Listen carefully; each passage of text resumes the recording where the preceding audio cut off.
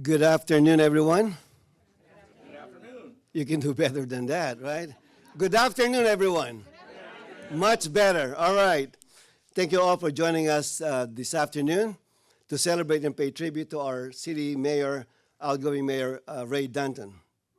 Let the record reflect that all members of the city council are in attendance. Where's our city clerk? Noted, right? Okay, very good. It's an official meeting. This afternoon, we will honor Mayor Danton for his achievements and outstanding leadership during this past year. Once again, we find ourselves in a year unlike any other. And Mayor Danton guided the city of Bellflower with passion, effectively, and efficiently. To begin this ceremonies, like any other ceremonies of the city, we start with an invocation and then with a salute to the flag.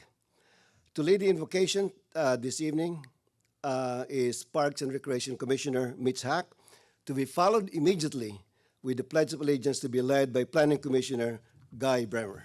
So please come forward.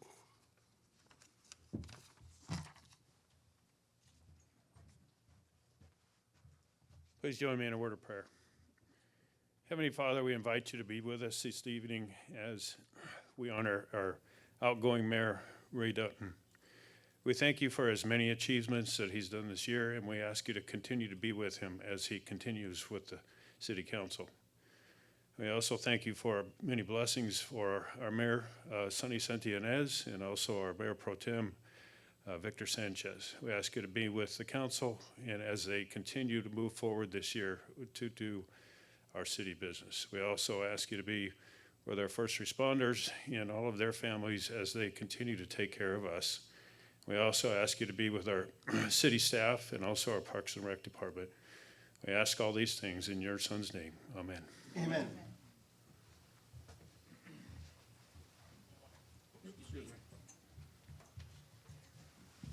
Good afternoon. First, I'd like to thank the outgoing Mayor, Ray Danton, for his tireless efforts and his commitment to the city of Bellflower. Next, I would like to say God bless America, God bless our military, and God bless all our first responders. Please follow me in the Pledge of Allegiance. Please stand, face the flag, remove your hats, and place your hand over your heart. I pledge allegiance to the flag of the United States of America and to the republic for which it stands, one nation, under God, indivisible, with liberty and justice for all. Thank you. Thank you, Mitch, and thank you, Guy.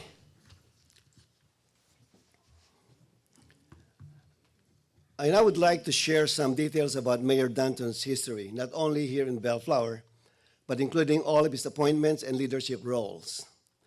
Ray has been part of the community of Bellflower for many, many years.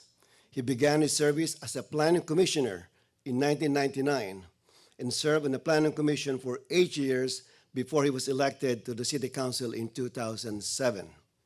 Since then, he had served as mayor pro tem in 2009, 2010, 2012, 2013, 2017 to 2018, 2020 to 2021, 2023 to 2024, and mayor in 2010, 2011, 2013 to 14, 2018, 2021 to 2022, and most recently as mayor in 24-25.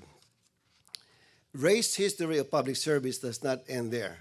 This past year, he was also a primary delegate for the Los Angeles County City Selection Committee, a primary delegate to the sanitation districts of Los Angeles County Districts 2, 3, and 18, primary delegate for the Gateway Cities Council of Governments, primary delegate for the Station Cities Public Safety Authority, alternate delegate for the Central Basin Water Association, and alternate delegate for the Bellflower Sister City Incorporated. Aside from Ray's dedication to public service, here's a little more about him on a personal level. Ray is married to lovely Dawn, and they have 2 children, Alana and Kevin. Ray enjoys camping, gardening, volunteering with the Bellflower Kiwanis Club, and spending time with his family. And most importantly, Ray loves cars. You know that.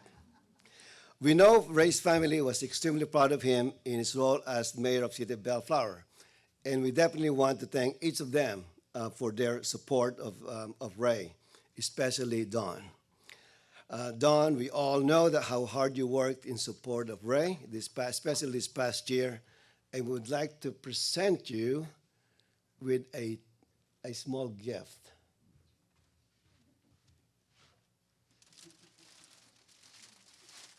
There we go. Okay. Thank you.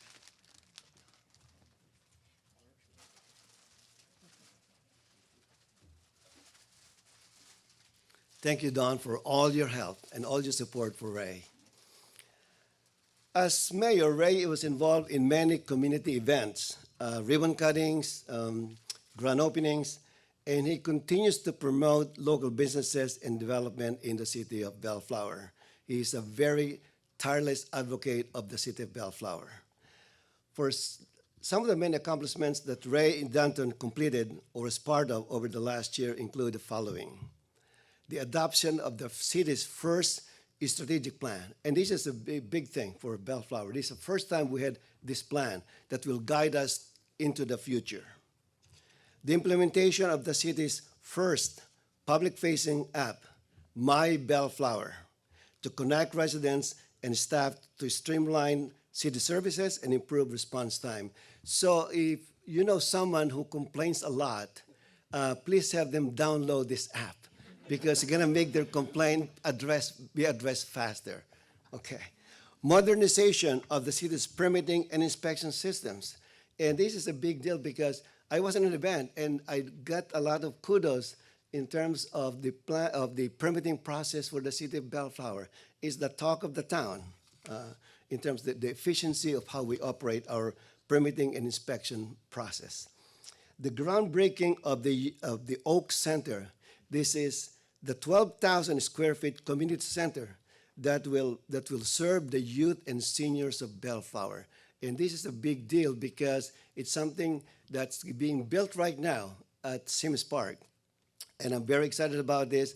Almost every day I pass by Sims Park and I look at the building. They make progress every single day. Leveraging modern technology to enhance public safety, including additional license plate reader cameras and implementation of Shot Spotter, a nationally recognized gunshot detection system that pinpoints gunfire locations very accurately within so many feet. If a gun is fired, we will know exactly where it is within so many feet. And that's a big thing for our public safety personnel.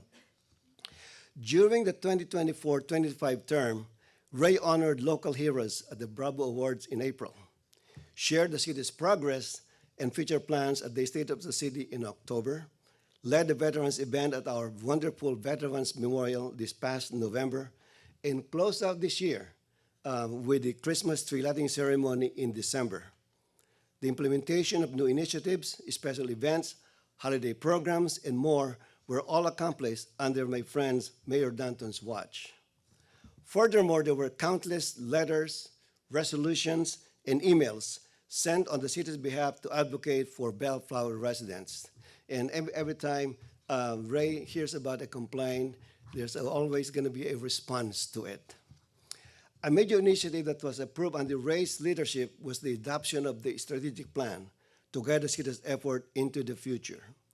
The plan is designed to address priorities set by the City Council, aimed at addressing specific community needs and interests. It is intended to be a guide for the city's efforts in budgetary investments. Of course, as some of you have been keeping up with the city's efforts already, you know already the overarching goals of this strategic plan. And after this, I will give you a quiz. There's 5 of them, okay? So please remember this. Number 1, enhance public safety. As city official, that is our number 1 priority, public safety. Number 2, increase public outreach, education, and connection. For example, the My Bellflower app, that's part of that. Continue investing in a high-performing and efficient team at City Hall. You get what you pay for. So we need to invest in our staff. Improve quality of life and visual appeal of the city. And of course, strengthen economic development. So these are the 5 goals. And after the meeting, I will quiz all of you to make sure that you remember these 5 strategic goals. Ray, during his mayorship, has embodied all these plan goals. And surprisingly, this just condensed list of mayors of Ray's numerous achievements during his tenure as mayor. I can keep going about Ray's achievements, but it will be here all night long. And we still have a reception following this, and also we still have a meeting, a city council meeting after this. So I will cut it short. So it's truly a year like any other year under Ray's leadership. Now, at this time, we'd like to salute his success with a brief video from some of his friends and family.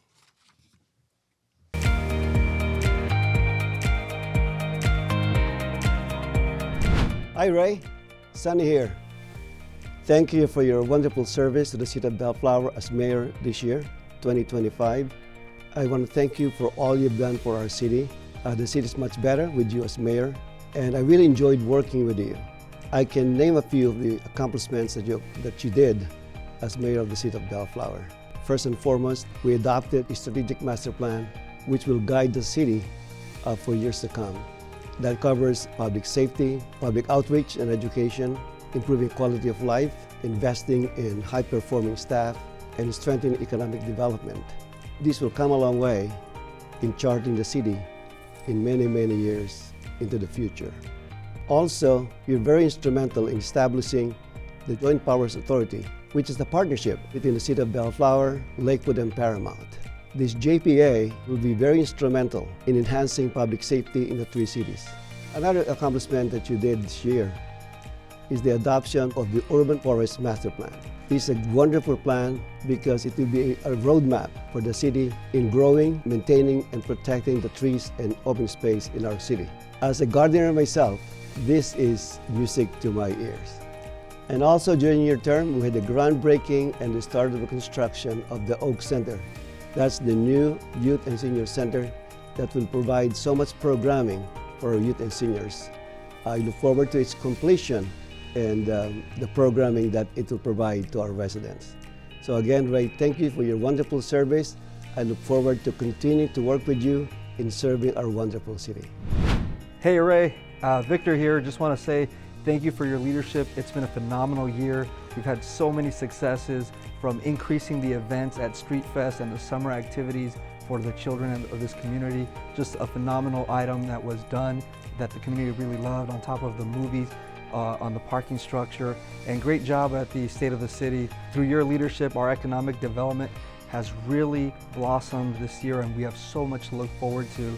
We've planted a seed this year through your leadership and the council, and it will be beautiful to see as the coming decade develops with these projects that we've been able to get going on. Thank you for your mentorship and your continued support, and I'm looking forward to continuing this work with you and the rest of the council. Take care, my friend. Appreciate you. Hi, Ray. Dan here. Want to congratulate you on a great year as mayor of the city of Bellflower.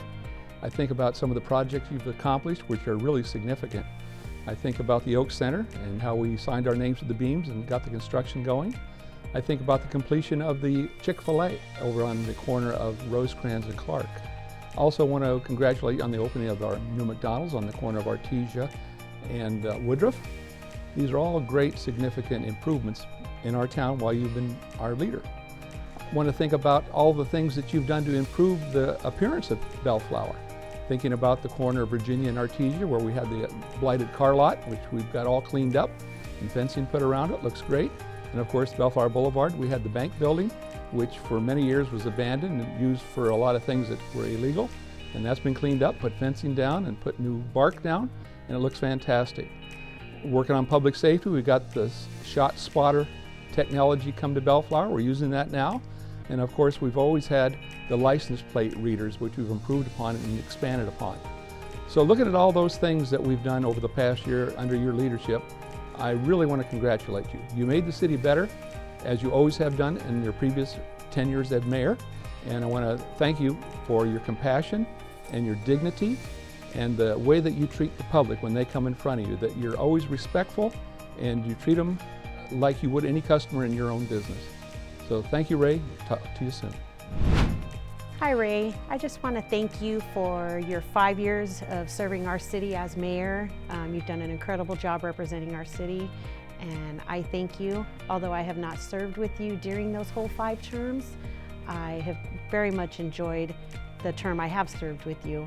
I thank you for your dedication to our city, your commitment, and I appreciate your mentorship with me. I've especially enjoyed the Bravo Awards, the State of the City, but most recently our Christmas tree lighting ceremony. That was a blast. Again, thank you for your leadership and your mentorship towards me. I thank you from the bottom of my heart. Thanks, Ray. Hello, Mayor Dunton. This is Sergeant Matt Ferguson representing the Los Angeles County Sheriff's Department. On behalf of Captain Holguin, Lakewood Station, and the entire Bellflower SAO team, I'd like to congratulate you on your 5th year as mayor. It's truly an accomplishment. Throughout the past year, I've got to witness your compassion for the residents, your dedication and service to the city, as well as your desire for a safer Bellflower. It's been a pleasure to work with you and the other council members throughout this past year, and I look forward to future years of continuing to make Bellflower a safer place. Hello, Mayor Dunton. Battalion Chief Dave Christian of the Los Angeles County Fire Department. On behalf of Fire Chief Maroney and Bellflower Fire Stations 23 and 98, we want to congratulate you on your 5th term as mayor. Thank you for your diligent service, your leadership in keeping the city of Bellflower a thriving city, and your continued support for the fire department. It has been a pleasure working with you and the entire city council over the past year. Congratulations, and we look forward to our continued partnership. Well, hello, Ray. On behalf of the Bellflower Chamber of Commerce, I want to thank you very much for all you have done for the businesses in Bellflower this past year. I've known you for many years. You're a stand-up guy. You do everything for the city, and I personally appreciate it very much. Having been part of the city and public safety, and now as president of the Chamber of Commerce, I just want to tell you how much we appreciate everything you have done for the people and the businesses in the city. I ask you one favor: continue on doing what you're doing. Your fiscal responsibility has done wonders for this community, one of the best cities around fiscally, and we appreciate everything that the City Council with your leadership has done. Thank you and good luck, my friend. Hi Ray, I just wanted to congratulate you on another great year as mayor. I know how much you and your fellow council members work on the prosperity of Bellflower, and I want you to know I appreciate your love of this city and of your family. Good job, honey.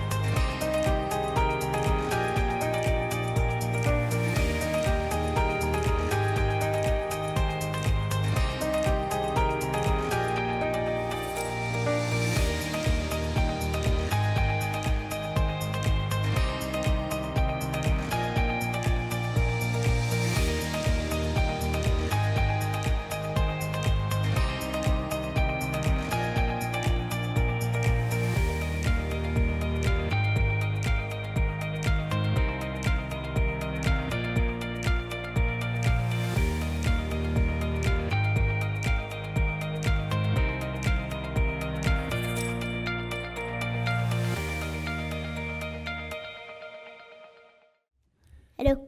Okay, call the meeting to order. How do you do that? Say, I'd like to, here, you have this. Say, I'll call the meeting to order tonight. Bang. I'll call the meeting to order. Louder.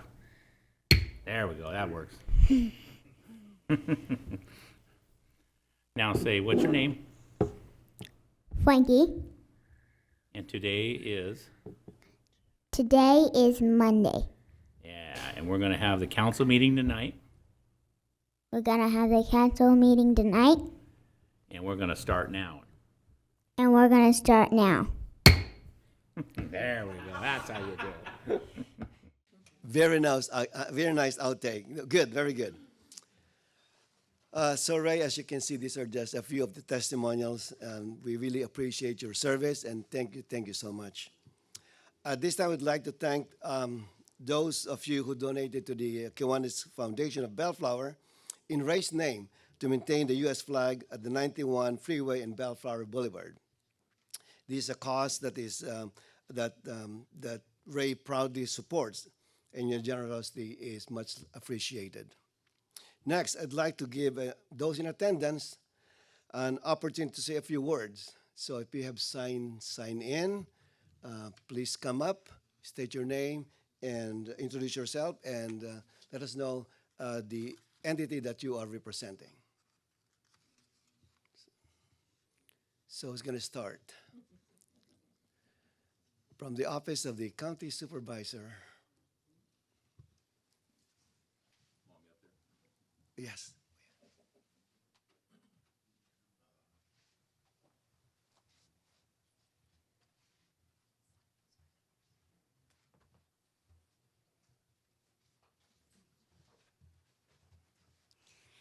Good evening. It's a pleasure to be here on behalf of Supervisor Janice Hahn to present to outgoing Mayor Ray Dunton. So if you'll just bear with me one moment while I pull up my notes. So congratulations on completing your 5th term as mayor, serving the city.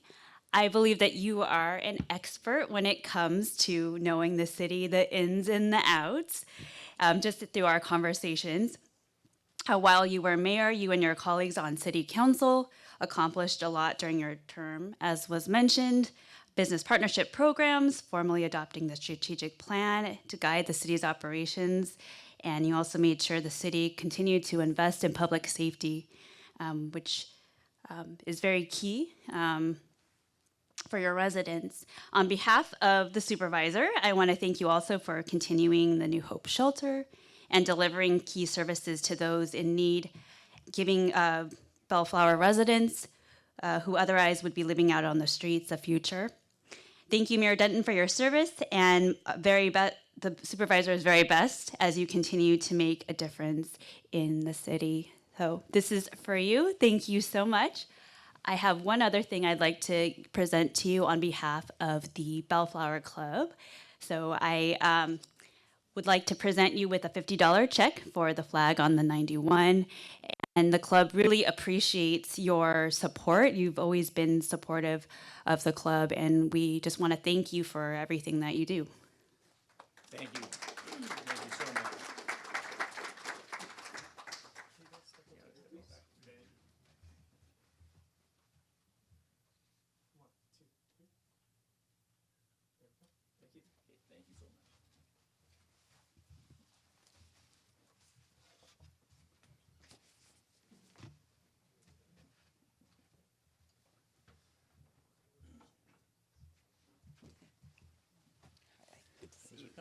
Downey's in the house. Downey's in the house. Let's raise the microphone, right? I like that. This is what I like here. Right? You don't see this very often. And I could wear my heels today because I knew who I was going to be speaking with. Well, Ray, I remember coming last year, and it's a great time to be here because we are neighbors. And I recall coming into Bellflower in my youth with my mom. She'd go to the hairdresser that was the salon, the beauty college over here. We shopped on Bellflower Boulevard. Tiki's Tropical Fish. I always filled my tank with your fish. So there's so many things. So you're laughing. I actually had my first swimming lesson at Cogburn Park. Cogburn. So we are really great neighbors, and I see all the accomplishments that Bellflower has done. It's really coming to be up to a place where people do want to live. They always want to live here. It has that community feel and vibe like we do. So on behalf of the city of Downey, I want to congratulate you on a very well year, as Sunny has explained to all of us here. And I haven't been mayor yet, but how many times is it? Do I have enough of fingers to count? So I look forward to watching people like you. So congratulations. Good. Thank you. Come on over here.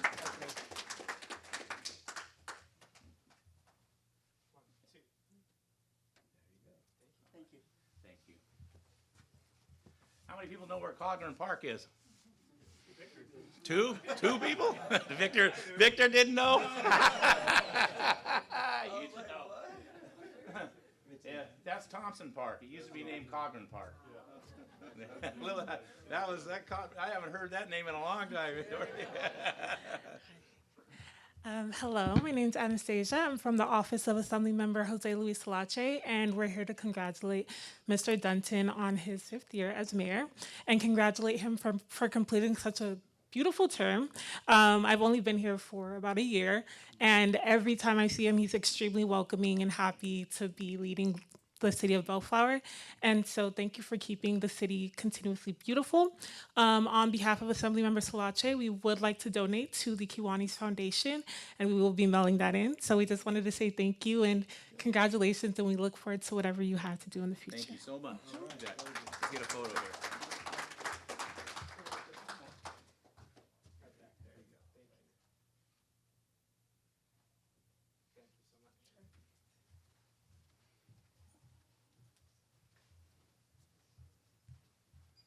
Dorothy, I need to pull this one down. So, Ray, we all know how many certificates I'm sure you have, and you need another one, like we all need another hole in our head, is what we say, right? So, Ray, funny story, and I hope you remember this. When I was elected in 2017, my very first time going to Sacramento, I was paired with Ray in a small group that we went around to legislators' office throughout the entire day. And I was so excited because Ray knew my dad. And now I had a friend. But Ray, you really showed me how to walk the halls of the Capitol and how to stand up for our cities.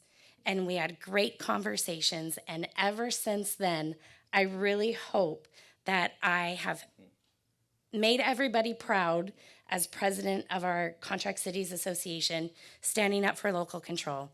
But as your neighboring city and mayor of the city of Norwalk, we have to stick together and continue to support each other. So congratulations on your 5th time being mayor. I am so excited, and I'm sure, Don, you'll get some more time to go camping and really enjoy those moments that make life the best. So congratulations, my friend, and thank you for everything. Thank you so much. There's another certificate for you. Okay.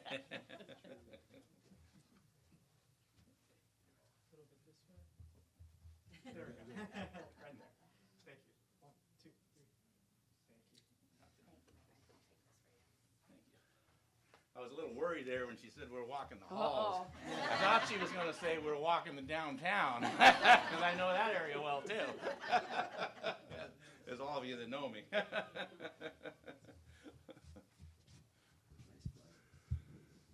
Good evening, everybody. Ray, on behalf of the Chamber of Commerce, I have a small check here for $100 to assist with keeping the flag flying.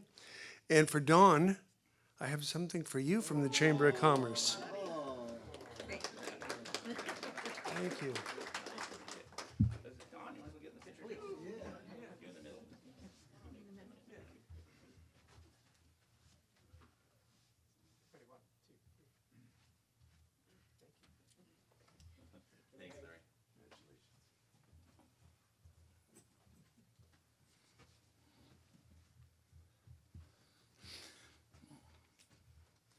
Good friend David from Lakewood. Right, I got to bring this on behalf of the Verticals Challenge people. We're gonna bring it way down here. So I just want to come by to say thank you for you've been mayor more than I've been a council member, which so. But I definitely, obviously, I live in Lakewood. I'm a council member of Lakewood. But for those of you who don't know, I have a business in Lakewood. And I would not, Bellflower. or sorry, Bellflower. I'm in Bellflower, yeah. Lakewood Boulevard, yeah, there you go. So it's Lakewood Boulevard. But it's amazing to have that here because I know you take care of the city. I love Lakewood, but I love having my business in Bellflower. Thank you so much for all you do, and thank you for all your friendship. And I appreciate it. He's my neighbor on one of the boards we sit on. So thank you so much, and thank you guys for being here.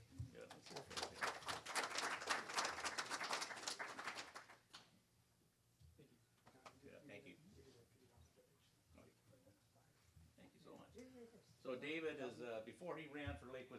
council used to be coming into my waiting room in my business. And a couple of years before he ran, and I go, I think I'm mentoring this guy and don't know it. He's pretty sneaky.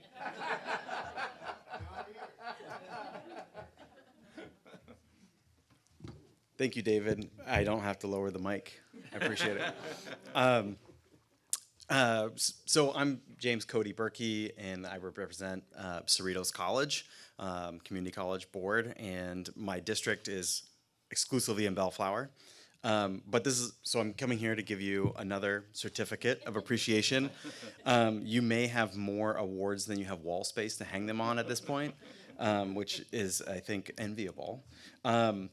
But this is also particularly meaningful to me because I'm not only a resident of Bellflower myself, but also a constituent of Ray's. And Ray, you've always been a really steadfast person in our community, and that's been reflected in our relationship, and I've really valued your mentorship and leadership through all of it. Thank you.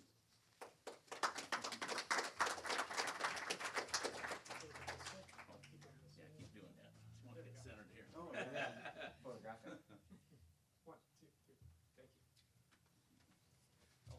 Hey, Cody. Yeah. Do you remember that time we were at Flonk's? Not much of it. We closed the place. And it's never been open since. That's what we want.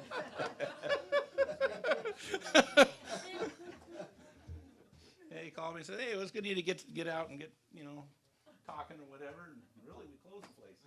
Literally. No, you didn't catch that at first. I've been thinking it. I knew I could use it one day. Thank you. Good evening, everyone. My name is Coy. I'm Assistant Fire Chief with the Fire Department, and it's just an honor to be here. And I don't have a certificate for you, but it goes without saying our appreciation in the fire service for your continued support and leadership in the city of Bellflower. And we really appreciate your leadership and guidance when it comes to the fire service and public safety. So on behalf of the fire department, I thank you. And I don't have a certificate, but I want to donate $100 out of my personal account to the flagpole. And I don't have my check with me, but I'm definitely going to log in. Who carries checks? I don't know. I got to dig that thing out. I got to find out. Yeah, I know there's checks out there, but it's not something I use every day. So if you got Venmo, I can do it right now. Anyways, thank you so much, Ray. Thank you.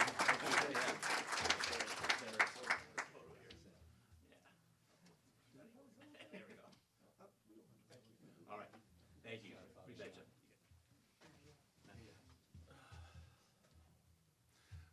Do we have any of those things with the P.O. box on it? Get something. We have a little something we can give you that has the mailing address.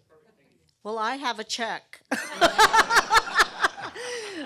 This is in memory of my husband, Bob Snow, who used to be a member of the Bellflower Kiwanis Club, and he was very, very active, and the flag was his big thing. So I'd like to donate a $50 check in honor of Keep It Flying. And it's from, my name is Robin Snow from Snow Funeral Services.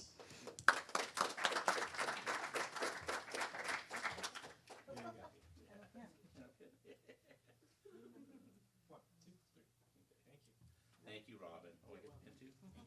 Oh, we get him too? Oh, Snow's Funeral Services.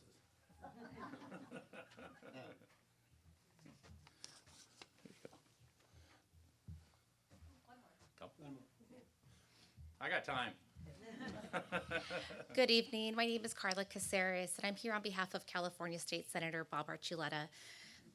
Mr. Mayor, the senator appreciates everything you've done for Bellflower over the years and knows that you'll continue to be a part of it being safe and beautiful, and for homeowners and for our businesses. So thank you for what you do. I also do want to thank you for being the first mayor I got to work with as I started my new role with the Senate, and he's just been with open arms making me feel part of this community. So thank you very much. Well, thank you.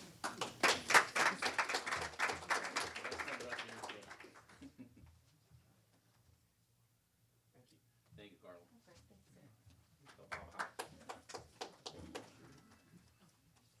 Hey, Jenna.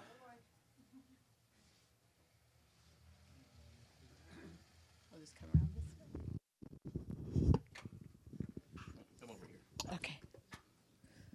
I'm Janet Incorn with the Women's Club of Bellflower, and on behalf of the Women's Club of Bellflower, and also the Friends of the Library, they've already mailed donations for the flag to the foundation.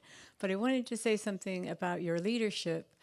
Please correct me if I'm wrong, but it was my understanding that you were the one that got the neighbors that were at New Hope Shelter in the area to be on a board to help in that organization running it, or not managing it, but overseeing it.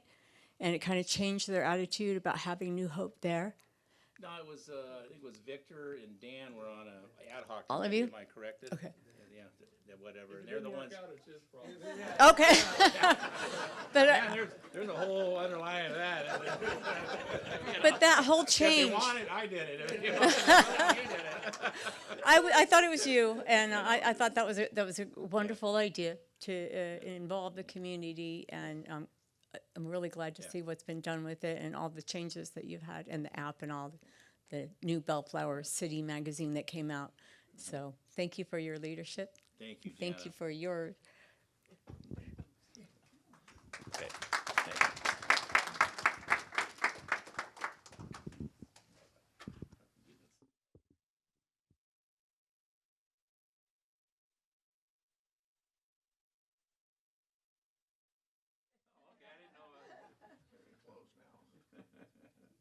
Real quick, right here. 1, 2, 3. Thank you. Oh, yeah.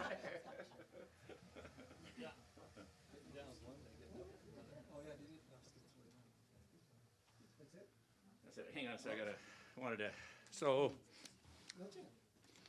Oh, okay, no. Oh, that's this. Anybody else going? Okay. While we're doing that, I just wanted to enter these into the record, kind of. So past Mayor Randy Baumgart's wife called me today and stopped by my shop, and Randy's in the Artesian Christian Home right now, and they wanted to drop off a check for $50 also, which is good, yeah. And then past Mayor John Pratt. Anybody remember John Pratt? Yeah. He's bigger than me. Yeah. He's the guy why I was planning commissioner. He's the guy why I got talked into running for the city council back then. And y'all got time for a little story? Because nobody knows really how I got connected with the city of Bellflower. In 1998, I built my brand new shop on Artesia. And it was beautiful and took everything I had, every bit of time. God bless my wife, Dawn, to be able to put up with that. So I got it all done, and then, Mr. Coop's going to tell me if I get the story wrong or not, because it was a long time ago.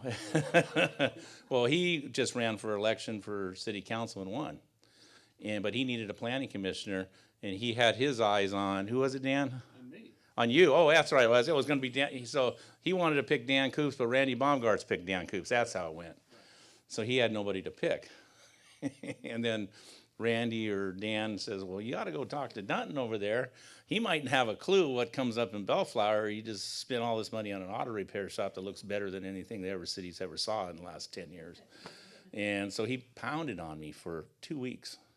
So when you get elected, you have a few weeks to do your appointments. And he came to me and says, you make up your mind? No, I didn't make up my mind. What was it like the last day? I need to know right now. And I go, I can't meet you want me to meet 2 Mondays a month? Every month for 4 years? Are you out of your mind? Look what I got to do here. Then I got so mad and said I would do it. He wouldn't go away. And then I committed myself. My wife could probably attest to this, is one of the best things that happened to me, because it got me out of my shop. I'm a workaholic. I'm a workaholic to this day. I got out of the shop, and then I was doing this every Monday. I looked forward to it. Of course, you get these packets that were like that big, because they had plans in them. And then you'd have to go and drive around to the, whatever. They would investigate what you were going to, do. And that's how that went. So 4 years went like that. And, hey, John Pratt, you running again? He goes, yeah. I go, we got to get you elected, because I don't want to lose my job. And that was a true statement that I made to him. And so he won. I did another 4 years. And I'm doing the 4 years. 6 months into the 4 years, he goes, Ray, I got to talk to you. What? He goes, I'm not running no more. I want you to do it. Oh, now we're going to a different territory. You want me to run for an election seat? No way. I don't have the first clue.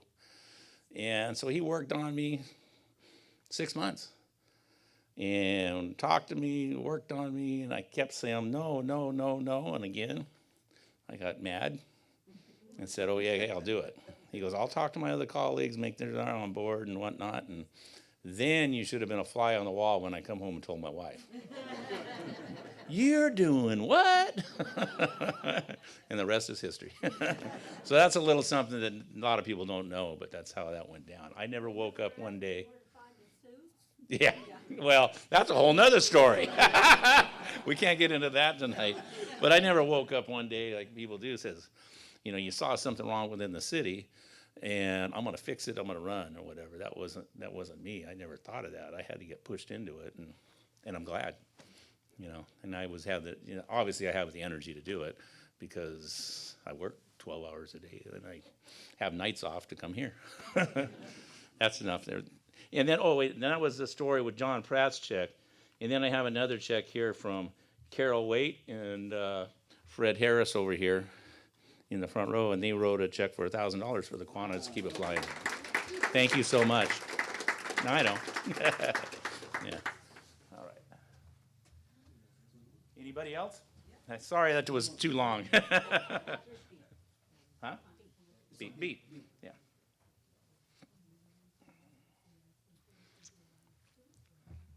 I do carry checks. So do I. Anyway, we've known each other forever and ever. Yeah, forever. I'm past mayor of Pico Rivera many times, and so we get involved in all the same boards and all. But currently, I belong to the Bellflower Civic Chorus, and this is a president that I'd like to introduce you to because she works really hard. Because, you know, it's a mountain of music that we have to provide for everybody, and we have to buy it. Yes, we do. And so Carol Gamas, I always mess up your last name. Not at all. Doing great. She's doing a great job. She's very enthusiastic. And if you've gone to our shows, because 3 times a year we have a big production, and you've even seen her perform individually. I don't have that kind of courage. I used to be a violinist, but forget that. However, I would like to compliment you in all that you have done, because I used to cruise through from Pico Rivera and check on your downtown. Ooh, they're so lucky they have a downtown. Now, they need this and they need that. And they did. They not only needed it, but they got to it. I left the envelope. Did you have that envelope I had? She stole my envelope. Could you get it for me? You just want the check. Yes, we do have quite an assortment of different awards and trophies and what have you, but we appreciate all of them. But you don't have one calligraphied by B. No, I don't have that. I was looking at when I came up here. You noticed? Anyhow, the reason I did it because we have plenty to say about you, but I took the words of President Ronald Reagan, in which he was very prolific in speaking and all. He used to always have those little bits of knowledge and bits of wisdom. Well, in this particular one, he stated, "The greatest leader is not necessarily the one who does the greatest things. He is the one who gets people to do the greatest things." So thank you for pushing us, because there are many things that are being accomplished as you drive through the city now, and now I live in the city of Bellflower, so I can be proud of what you do. And congratulations, and thank you so much. Here's calligraphy, and this is money, $100. Okay. And that's from, we're doing it from the Bellflower Civic Chorus. All right. Okay? So how long have you had this penmanship like this? I don't know. One day I was going to college, and It's amazing. I was walking up the hill. I went to Mount St. Mary's. I was walking up the hill, and this friend of mine was going to class too, and so she said, "Oh, I'm going to class right now." And I said, "Oh, what are you taking?" And she says, "Calligraphy." And I said, "Oh, that's what I want to take." And she says, "Don't bother. Just hold your pen at a 45-degree angle." And I've been doing it ever since. I went up and did it. Yep, it works. Well, anyway, congratulations to you. And lovely wife. We're gonna get a picture. Yes, yes, thank you. B. B. Oh, it's halfway out the door. Almost did. You here? Perfect. Ready? 1, 2, 3. There you go. Thank you.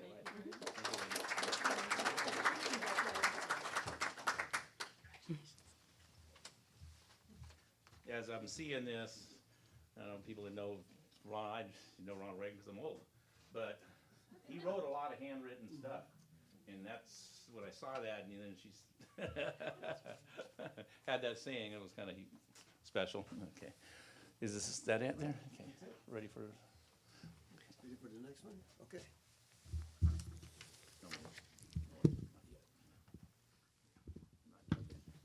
Thank you so much for your recognition, presentations, and also the checks to keep the flag flying. So thank you so much. At this time, we'll be making our own presentation to Mayor Danton. I'll start, right? I'll start, okay. All right.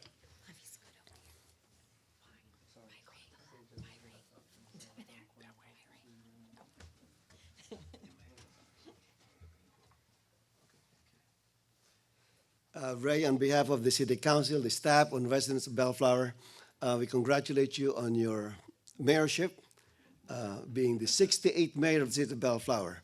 And we'll be making our presentations. I'd like to present this gavel and also with a plaque with inscription that says, in recognition of your 5th term as mayor of Bellflower, your outstanding leadership and diligent efforts to enhance the quality of life in the City of Bellflower, 2024-2025. So congratulations, Ray. Thank you.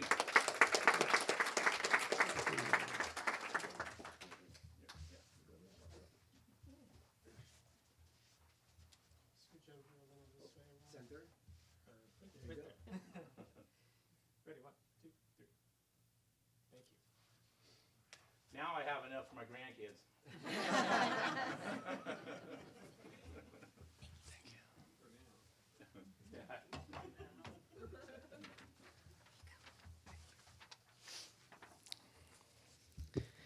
First of all, Ray, I apologize for being on my phone.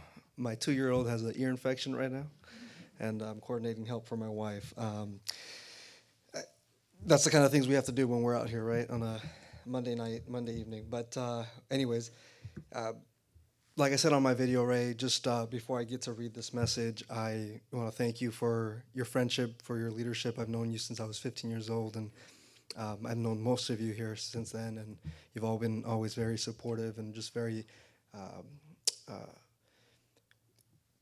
there for me in a way that I can't explain. And I think, without, I don't want to, I am a crier, so I don't want to go into tears right now. This is about you, but I've always felt welcome as a Key Clubber, as a Kiwanian, and just being a part of the community, the doors and everything, just the friendship that I've had and experienced. You've been a key figure in that, not only as on Kiwanis, but also now as a council member. So I just want to say thank you for your friendship. And I do remember closing Franck's that night as well with you and Cody. Yeah, yeah. So, yeah, I mean, I He didn't remember either. I mean, it was off the record, but I mean, it was, it was fun times, and many other times before that. But anywho, all right, Ray, we know how thrilled you were to have NASCAR driver and analyst Kyle Petty as your keynote speaker at the 2025 Bravo Awards. To recognize your 5th lap around the track as mayor, I would like to present you with a commemorative Petty family 75 years of racing die-cast car that was signed by Kyle Petty during his visit to Bellflower.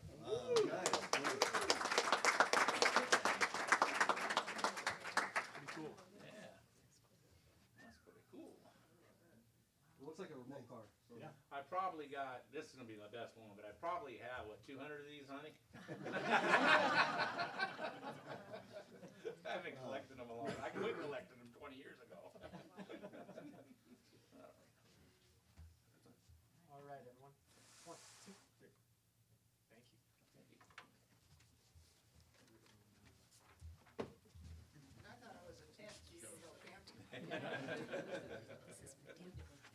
You know, I gotta update that bio because we're older now, more like 5 stars. You know what I mean? You know, there's been talk this evening about Ray being the 5th person to be mayor of our city, served 5 times. Can any of you think, there are 2 other mayors, and correct me if I'm wrong, Ms. City Clerk, can you name the other 2 that have been mayor of Bellflower 5 times? All right, that's one. Who's the second one? You're right, Ray Smith.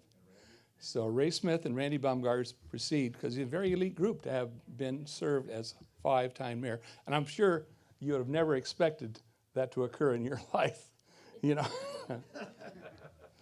Fred Taylor's here, and I wanted to express my gratitude to him.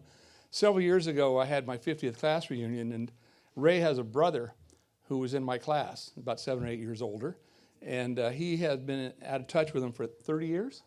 Yeah, probably 30 years. And I said, I'm making a promise to you, I will make sure that we invite your long-lost brother to the reunion. Well, I didn't have any luck, but Fred Taylor did. He found him. The guy had even changed his name, and he found him. He found him in a place he didn't even have a phone or a computer, but Fred found him.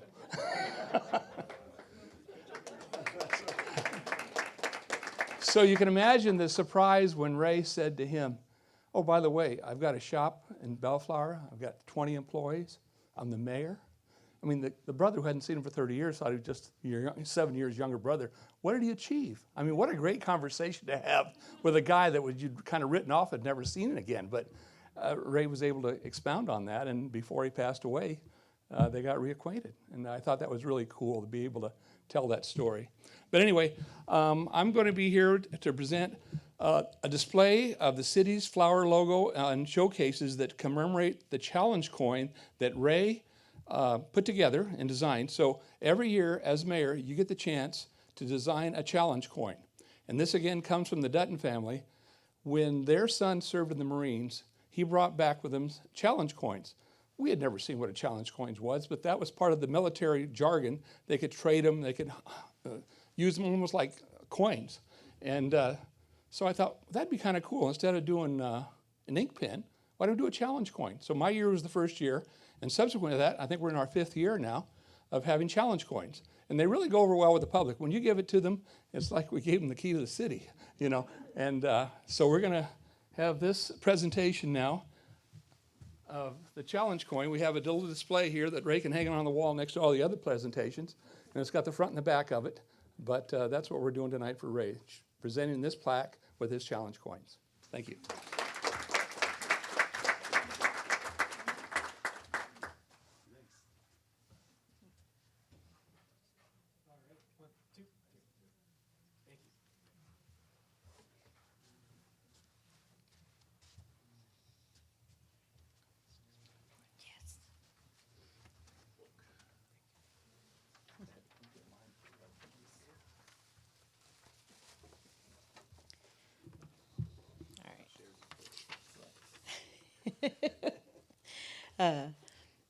I just, mostly for me, I obviously haven't served a bunch of terms with Ray or all that, but I've known Ray for many, many years, and kind of like Victor, I'm not as young as Victor, but have grown up with Ray.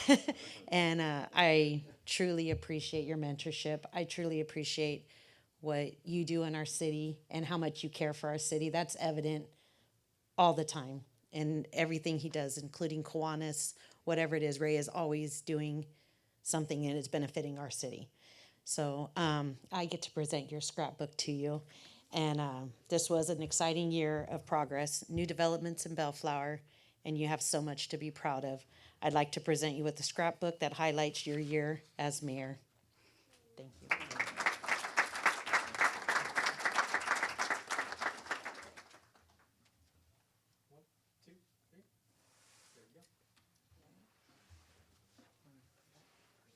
I want to see the centerfold. Okay. Yeah. It's a long time since the old lady was coming. Yeah. A group photo. Okay, one more. One more? One more group photo. 1, 2, 3. All right. Very good, thank you. We sit down.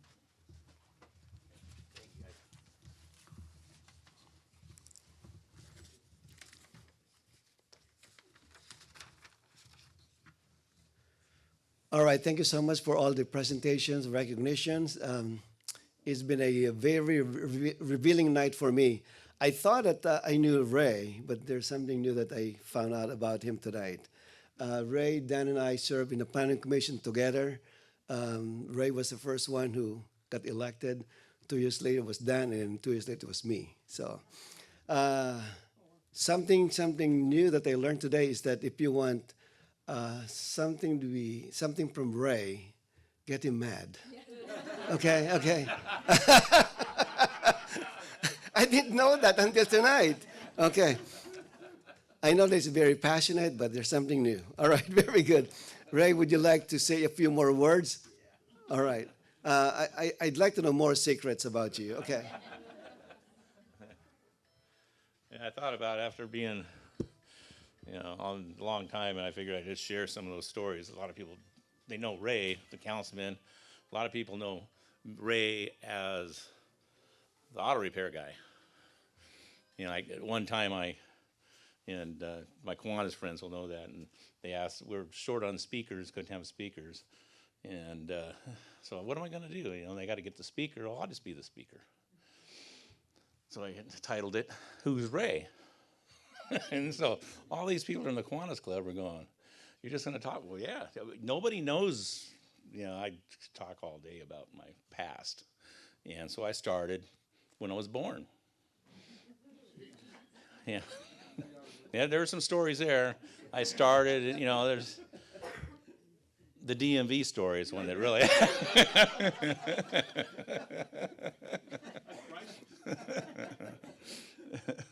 So I had as Dan alluded, I had a brother, and he was 10 years older than me, or 9 years or something like that. Didn't know, huh? Oh yeah, my sister's 10 years older than me. My other brother is, my older sister and I were very close, but then he dropped off the world or whatever, and I started my business and trying to raise my family or whatever. Then we were a family. Got to go back. When I was 16, when you turn 16, what's the happiest day of your life back in the day? Driver's license, right? I checked all the boxes for my parents, got a job, got the money, bought the vehicle, got gas, got the insurance, did all that. It wouldn't take me down to the DMV at 16. They beat around the bush. Didn't know why, just, naive. You're raised naive. There's secrets in families back then. So my younger brother and mine, my last name was Dutton, which is what all you know. Well, I had an older brother and older sister. Their last name was Millet. Didn't think nothing of that. You don't talk about that stuff. You just never did. I went to school, was done and whatever, and I go to the DMV, and they get me over in the corner of this Bellflower DMV over here, and I can tell you the exact 2-3 square feet that I stood. Whipped out my birth certificate. We got to tell you this, by the way, your last name isn't Dutton. It's Millet. We just wanted to make it even. Must have been some kind of new math. That's where I learned my real last name. But the happiest day of your life is getting your driver's license, right? Yeah, with one ear out the other. Well, let's get it done. So I have no idea how they pulled it off, but they pulled it off, and they got my driver's license under Dutton. Yeah, so then I had to get it. After that, I got a Social Security number. I bought a home, credit, under Dutton. Guess what the next thing is you need a birth certificate for? Some people out there know it. Marriage.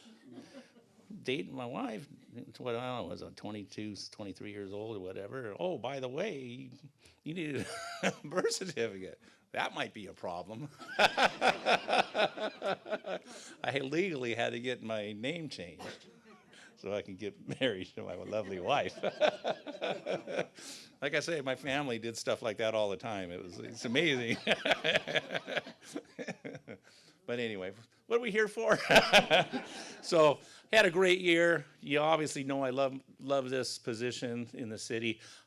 It's not about me. It's about all the residents, everybody here tonight, my colleagues right here in the front row, my lovely wife. I couldn't do it without them, and you.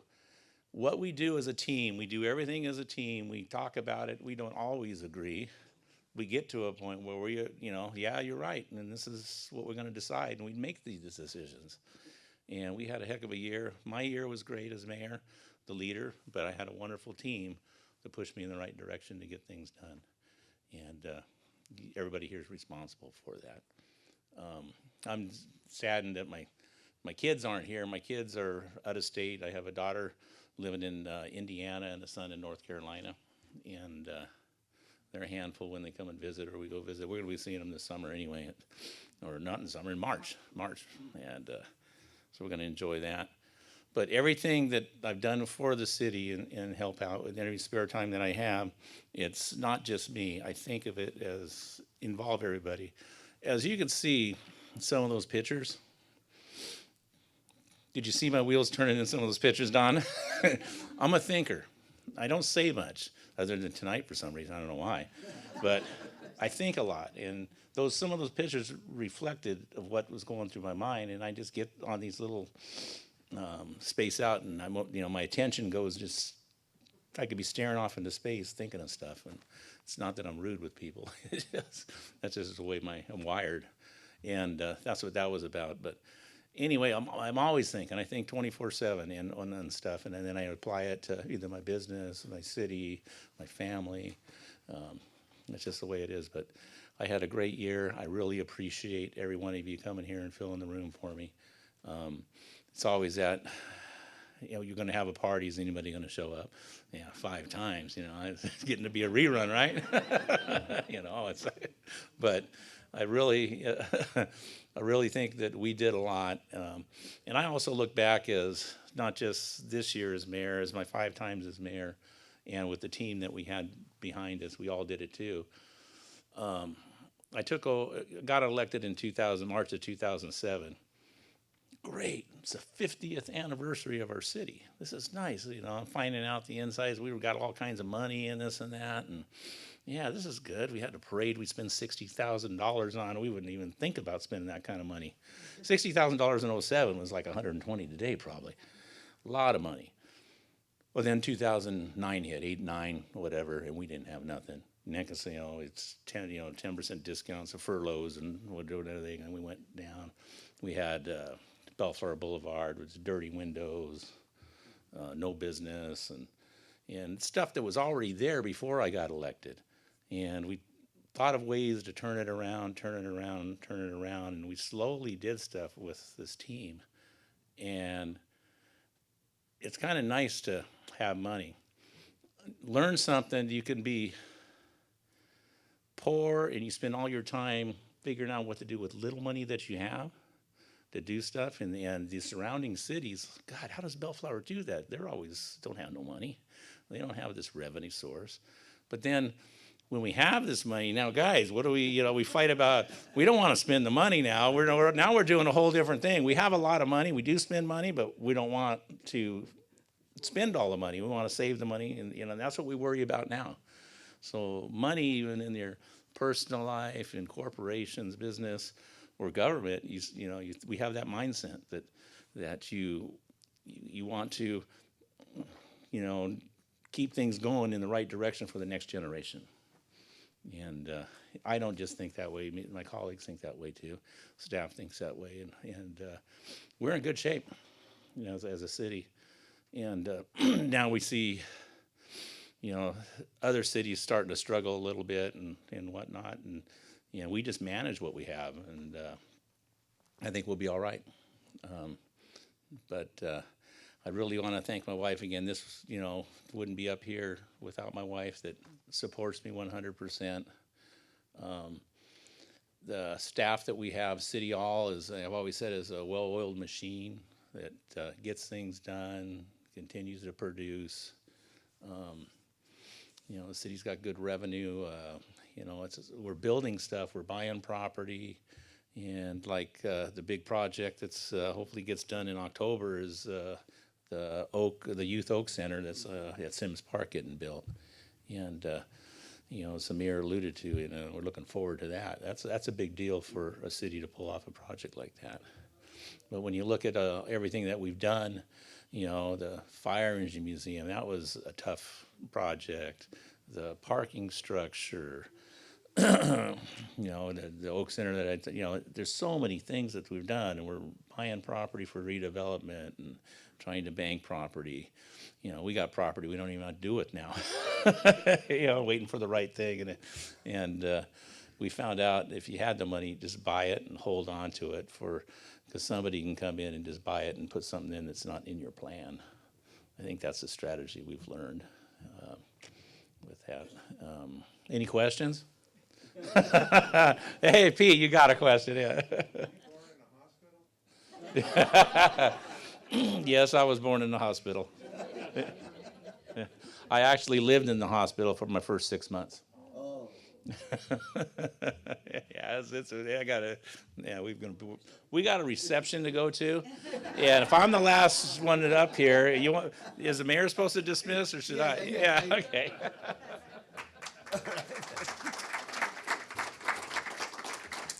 Thank you so much, Ray, and again, congratulations. Thank you, Don.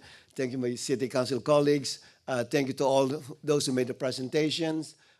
Thanks to the staff, and especially those who arranged this presentation this evening. So thank you so much, staff. And with that, this concludes the outgoing mayor's ceremony. The city council now will recess to congratulate Mayor Danton. There's going to be a reception. If you haven't signed the scrapbook yet, there's an opportunity for you to sign the scrapbook. And with that, we will reconvene the meeting, as I said earlier this evening. We'll reconvene at 7 p.m. in the City Council chambers to conduct the business portion of this meeting. So again, thank you so much and have a wonderful evening.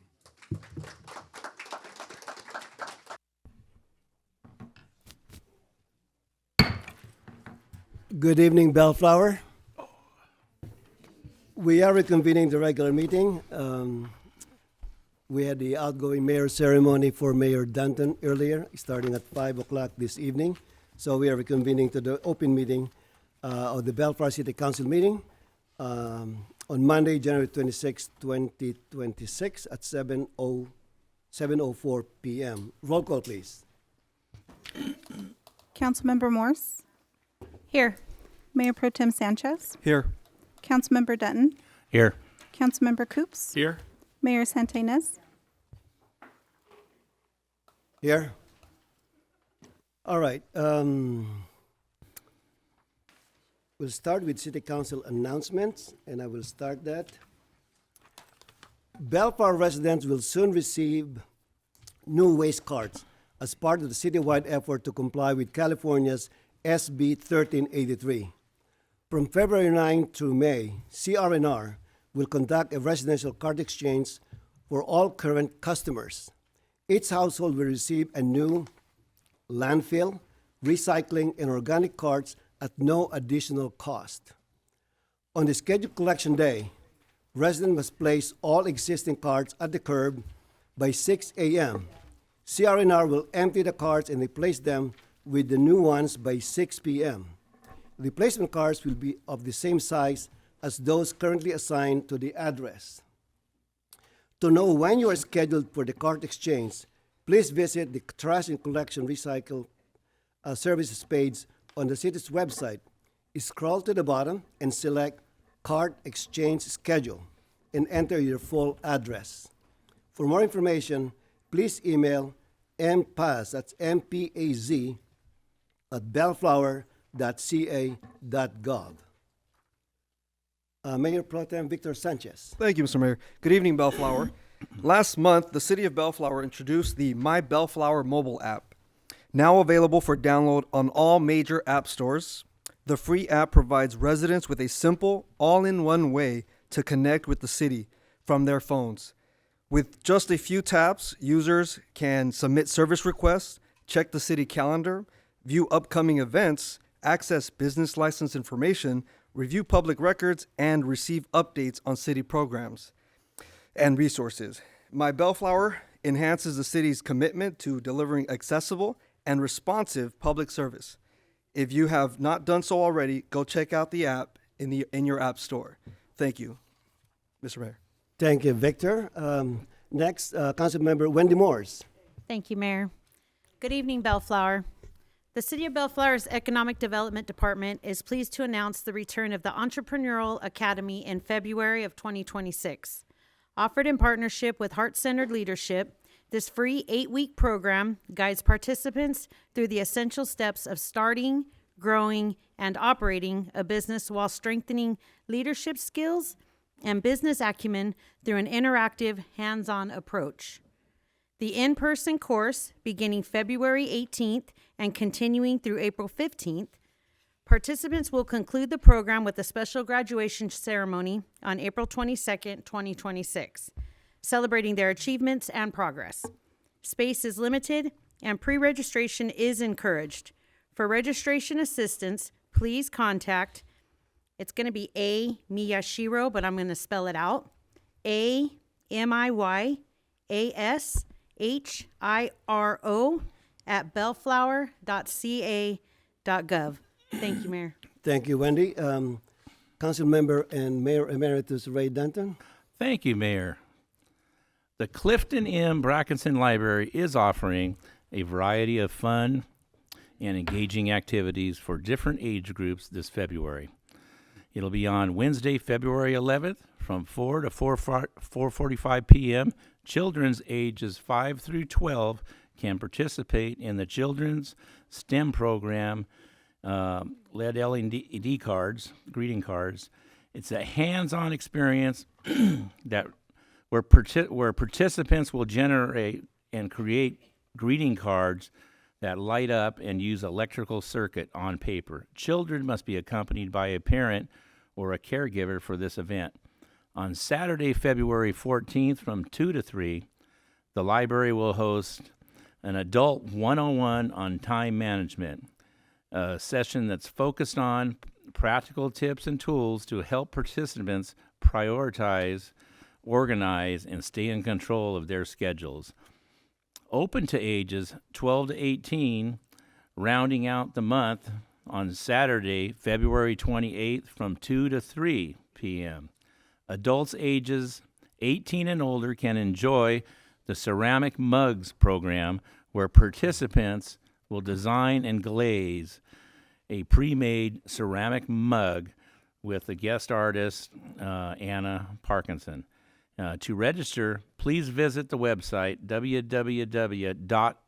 visit.lacountylibrary.org/events. That's all I got, Mayor. Thank you, Ray. Councilmember Dan Coops. Thank you, Mr. Mayor. Bellflower residents can pick up free compost at the CR&R Compost Drive-Through Giveaway at the Public Works Yard, and that's located at 9944 Flora Vista Street, and that'll be held on Saturday, February the 21st, 2026. This community event offers residents an opportunity to enrich their gardens and nutrient-rich compost. This giveaway will run while supplies last. Participants must present a valid proof of Bellflower residency. The drive-through format makes it quick and convenient. Simply drive up, show your ID card, and staff will load the compost directly into your vehicle. Events like this highlight Bellflower's ongoing commitment to sustainability and waste reduction. For more information, visit crnrinc.com, or easier yet, contact the city's Public Works Department, and they can be found at 562-804-1424, extension 2283. Thank you, Mr. Mayor. Thank you, Dan. Next item is, by the way, somebody mentioned that we had the invocation and the flag salute earlier during the mayor's outgoing mayor's ceremony. Next item is the presentation, Service Club, Rotary Club of Bellflower. Before you do that, I just want to kind of give some introduction. This is the first time that we're going to have a presentation by a service club, and I've asked staff to do this if the schedule of the meeting is kind of light. The purpose of this is to give an opportunity for a service club to show what they're doing within our community. Our service clubs are great partners. They do a lot in the city. And also, we'd like to take this opportunity, as many clubs, service clubs, are suffering in their membership. The membership's getting low, and not a lot of clubs not a lot of people are joining service clubs. So we want to take this opportunity to allow them to make a pitch for residents to join any of the service clubs. So we'll start with the Rotary Club of Bellflower. Mr. Smooth? Thank you, Mr. Mayor. We have Lauren Yokomizo here from the Rotary Club this evening. Hi, Lauren. Good evening, Mayor, Santa Ynez, City Council, City staff, and the community who are here tonight. It's a pleasure to be here on behalf of the Bellflower Rotary Club. Thank you for inviting us and giving us the opportunity to share at your meeting tonight. My name is Lauren Yokomizo, and I serve as the current club president, and I will be introducing you to Rotary tonight. So the mission and vision of Rotary is up there on the screen. We provide service to others, promote integrity, and advance world understanding, goodwill, and peace through our fellowship of business, professional, and community leaders. The motto of Rotary is service above self. Together we see our vision statement, together we see a world where people unite and take action to create lasting change across the globe, in our communities, and in ourselves. Rotary International is a global organization of 1.2 million individuals in over 45,000 clubs and 200 countries worldwide. It's located in places like Asia and Latin America. Rotary began with a man named Paul Harris, who founded the organization in 1905.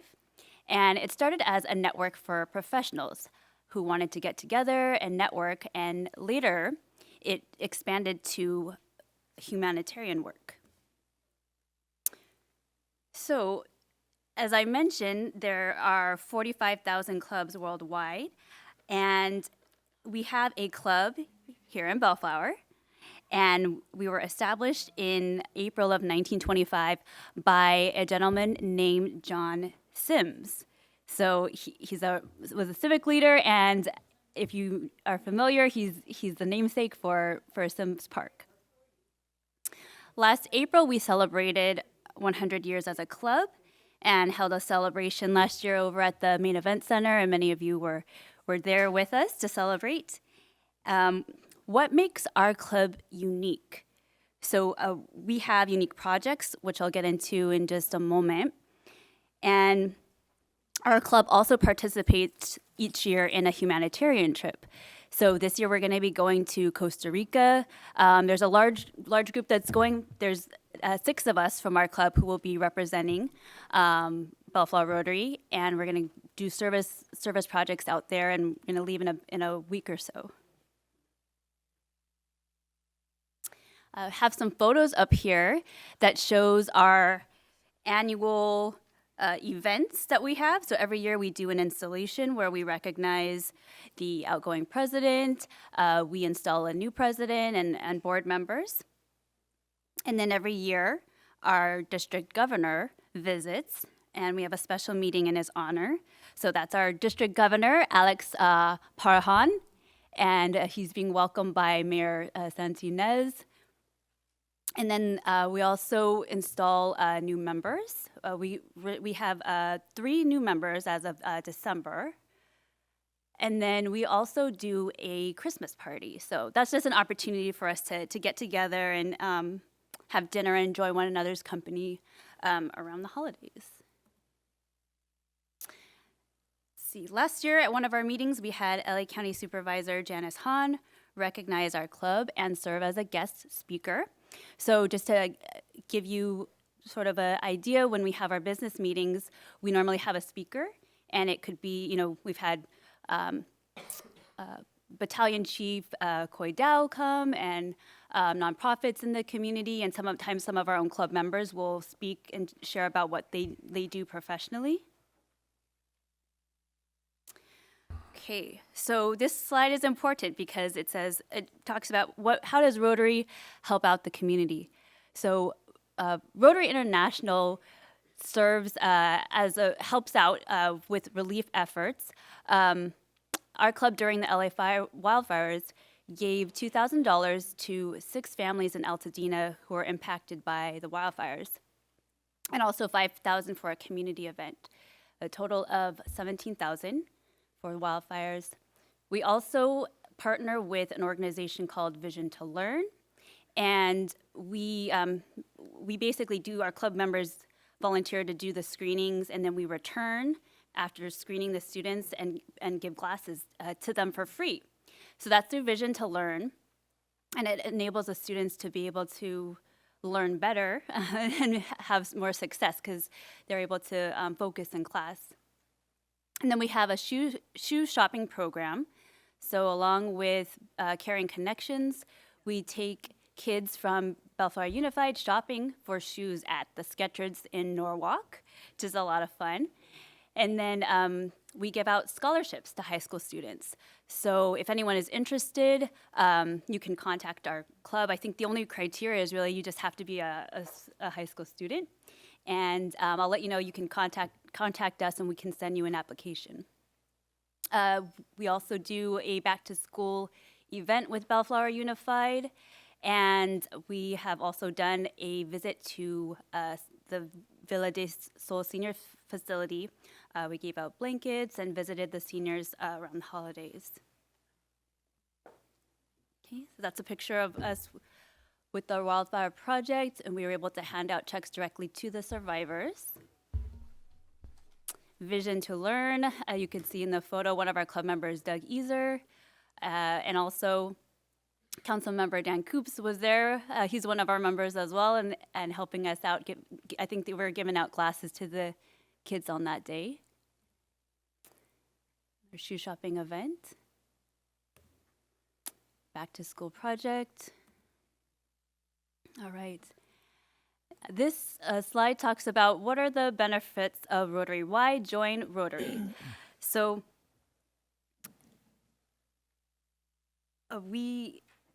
sorry, let me find my notes here. Okay. well, we do have opportunities for business networking. We have business mixers and that kind of thing. We're really a service club, and we serve the community and we support one another. And when someone's spouse is sick or passes away, we support that person. So it's like a family. And I want to end with this slide and let people know that we are looking for people to join us. We would love to have you as part of our club. You're invited to come check us out. Your first meeting, lunch, is on us, and you can see how you like it. As I mentioned, it's a really good opportunity to socialize, meet people, and serve the community, and we also have a lot of fun. So here's how you can reach us. That's my contact information. And I just want to close by, you can reach out if you have any questions. I want to close by thanking the City Council, Mayor Santinez, for inviting us, and the city for always being supportive of our club. Let us know if there's anything we can do for you. So, thank you. Thank you, Lauren, for your presentation, and thank you for all that you do for our community. One quick question. Where do you guys meet? Yes, thank you. We meet at Rosewood's restaurant in Cerritos. In Cerritos, okay. Yes, thank you for that question. All right, sure. That'd be Palo Verde and South Street. Any chance of your venue moving to Bellflower?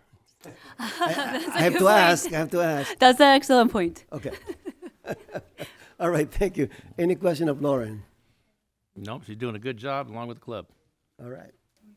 Thank you, Lauren. Thank you. Mr. Mayor, with just one comment. Mayor Pro Tem, go ahead.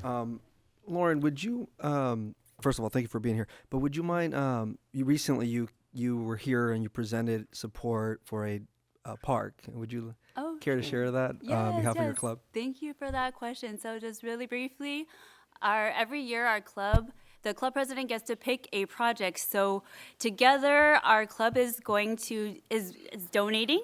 Actually, the city council, they approved us to our donation and moving forward with a dog park, and it's at Crothers Park. And we are very proud to be able to support that project. So that's what we selected for our year. All right. Thank you so much. Thank you.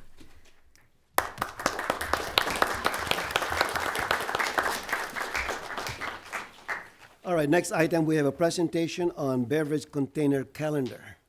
I love this program. Okay, Mr. Smooth.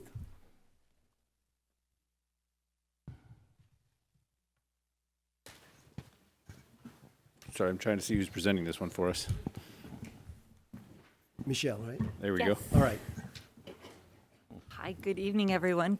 Happy to be back here once again. And I brought a new crop of friends this year to talk about the 25-26 Beverage Container Recycling and Litter Prevention Artwork Contest. It's a mouthful, I know.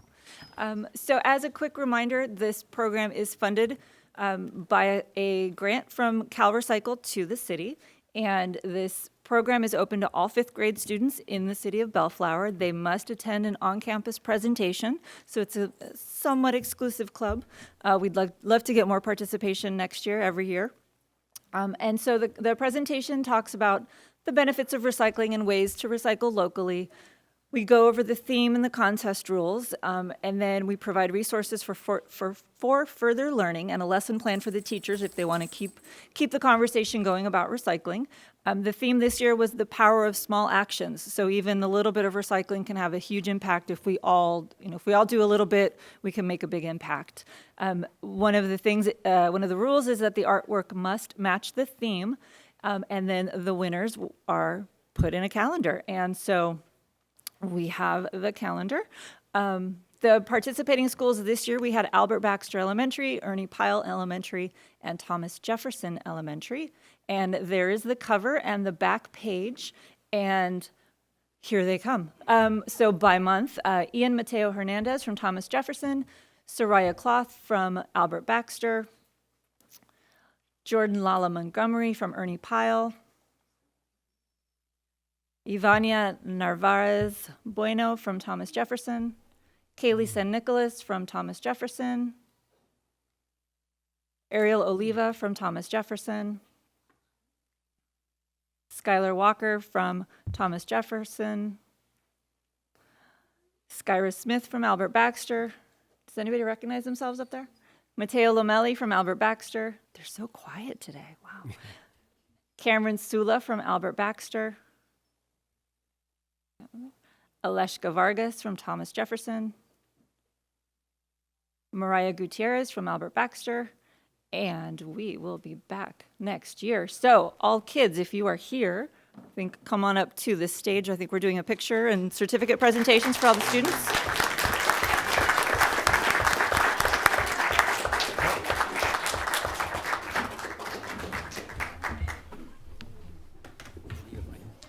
I don't think so.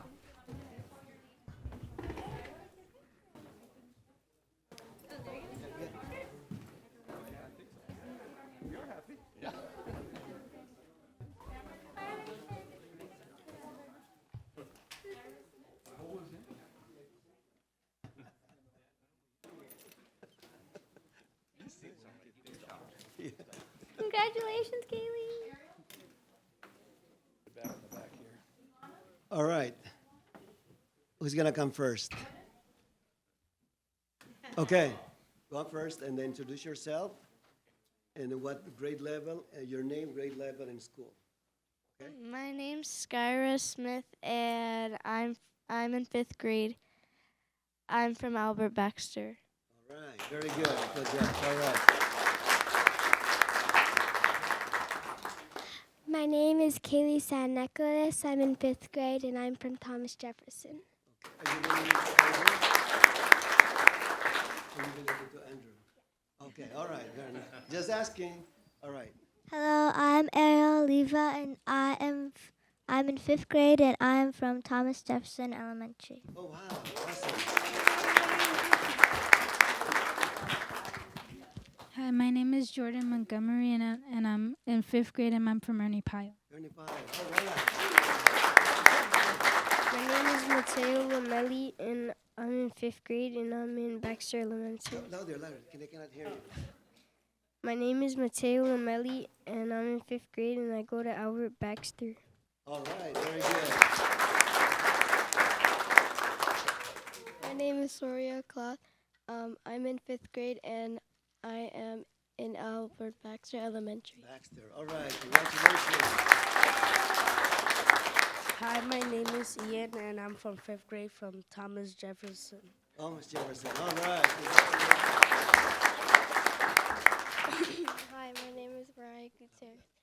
Hi, my name is Mariah Gutierrez. I'm in fifth grade from Albert Baxter Elementary. All right, very good. Thank you. All right, thank you, parents. Thank you, teachers, for all your support and having these kids here tonight. We'll have a group photo. Yep. Right? And teachers and administrators. Yeah. If you are one of their kids, one of these kids, teachers or administrators, come on Can up we for the get picture. a group photo first with the students? All of you, go on up there, Okay. kids. Go on, up on the stage. Go. Go. You guys want to come up here? Come on.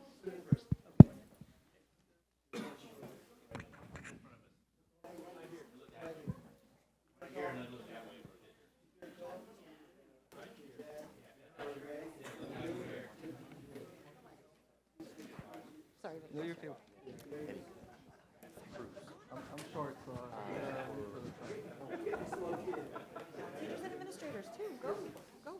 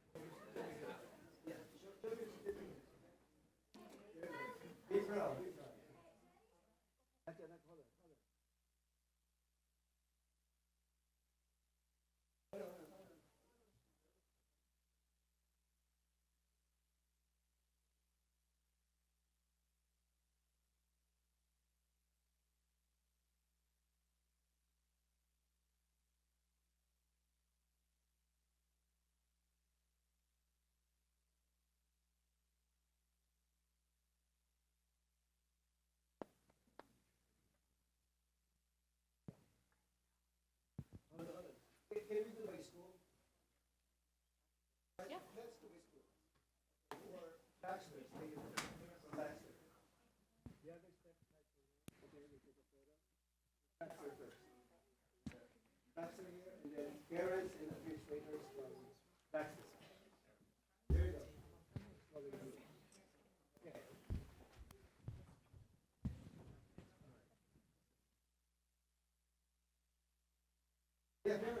Parents, teachers, Baxter. Don't be shy.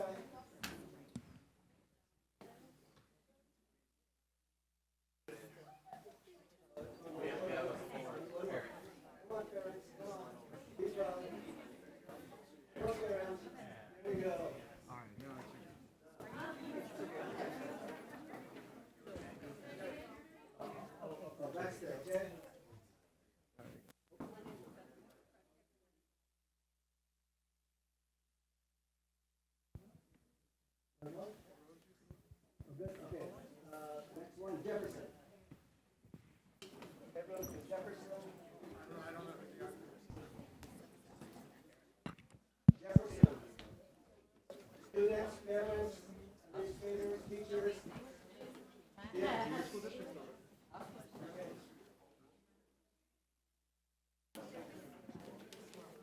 Anyone else from Jefferson? Oh, you're here in a different capacity. Yeah. I'm stay for 12A. I need you.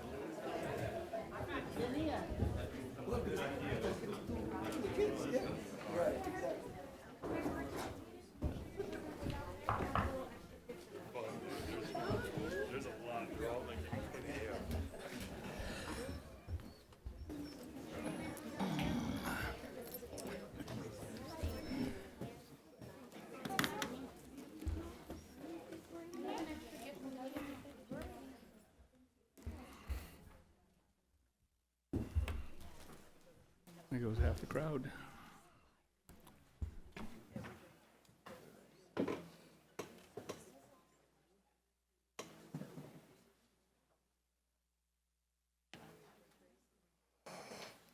Anyway, that's a great program. Just for your information, the actual calendar looks like this. So if you haven't received it, contact Public Works or Cal Recycle. All right, moving along, public comments. Where's Mr. Smooth? Oh, there he is.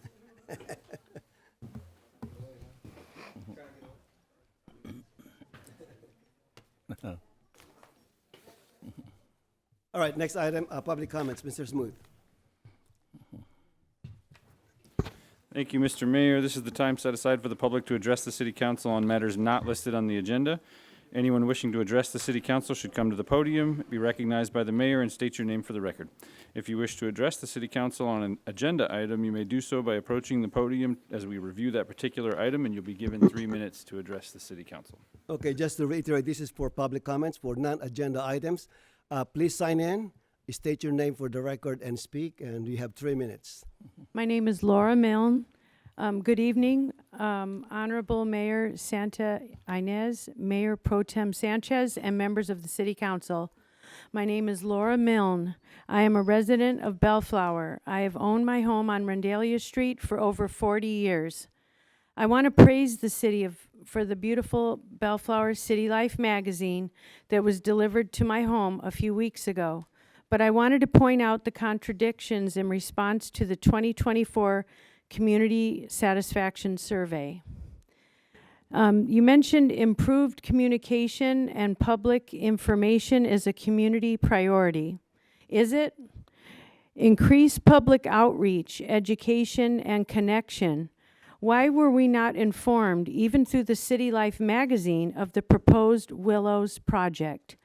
I would think the city would be proud to announce a project of this magnitude. City Life is supposed to provide us with the information we need to know as residents. All we are asking for is transparency on issues directly affecting us as residents. Bellflower's strategic plan also has contradictions. Enhance public safety. Will a project as dense as the Willows result in endangering our first responders? 50-to-1 ratio. Can the environment within and outside the facility be managed safely by one manager and one security guard? Improve quality of life and visual appeal in the city. There are many vacant lots in the city of Bellflower that would be better suited for a facility of this size. The busy, congested intersection at Alondra and Lakewood already has many hazards endangering pedestrian and vehicle traffic. To add a complex of this magnitude will only increase congestion and endanger our first responders in the event of a fire, medical emergency, or traffic collision. The Willows is planning 6 parking spots in the master plan.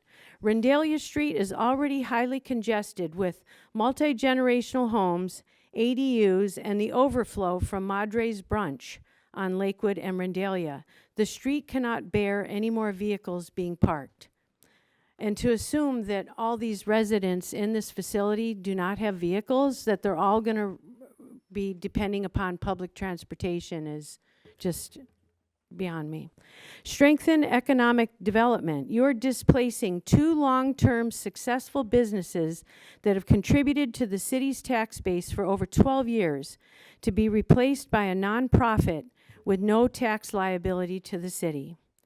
I don't want to sound heartless or that I don't care about my neighbors in need, but I feel consideration into an alternate location is necessary. I do not believe that the proposed site will benefit any of the individuals involved, that being the homeless, the business owners, the residents, and our first responders. We are urging the City of Bellflower to stand with us in opposition to the Willows project. We are requesting them to seek alternative sites for a project of this magnitude. I want to thank you so much for your time and consideration. Thank you.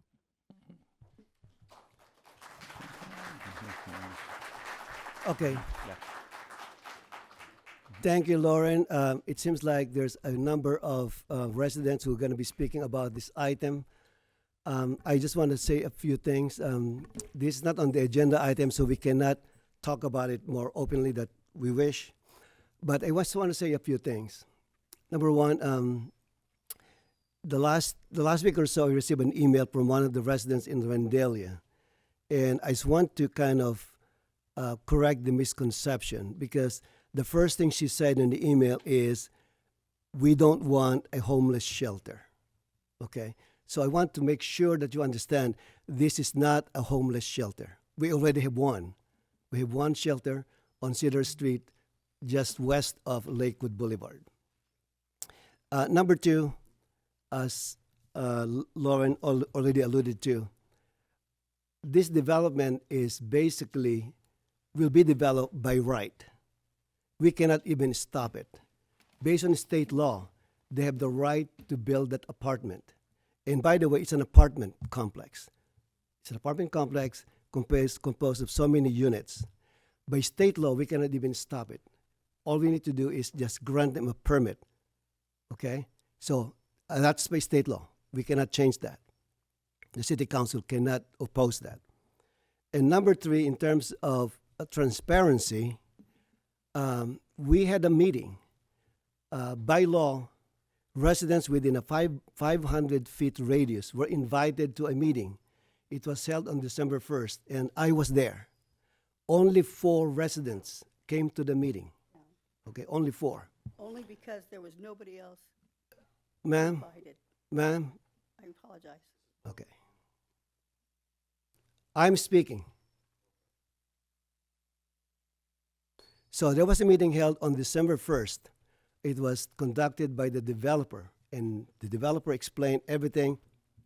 And I was kind of surprised that at the end of the presentation, they don't have any questions, because the questions were answered prior to the meeting. They had a one-on-one discussion with the developer.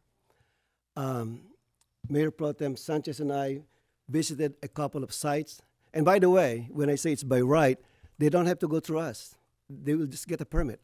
But the developer is doing above and beyond what is required. They're working with the city to make sure that it's a better development than what it can be.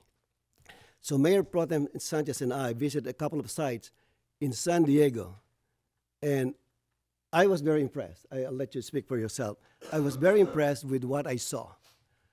In terms of parking, by state law, they don't need to provide parking.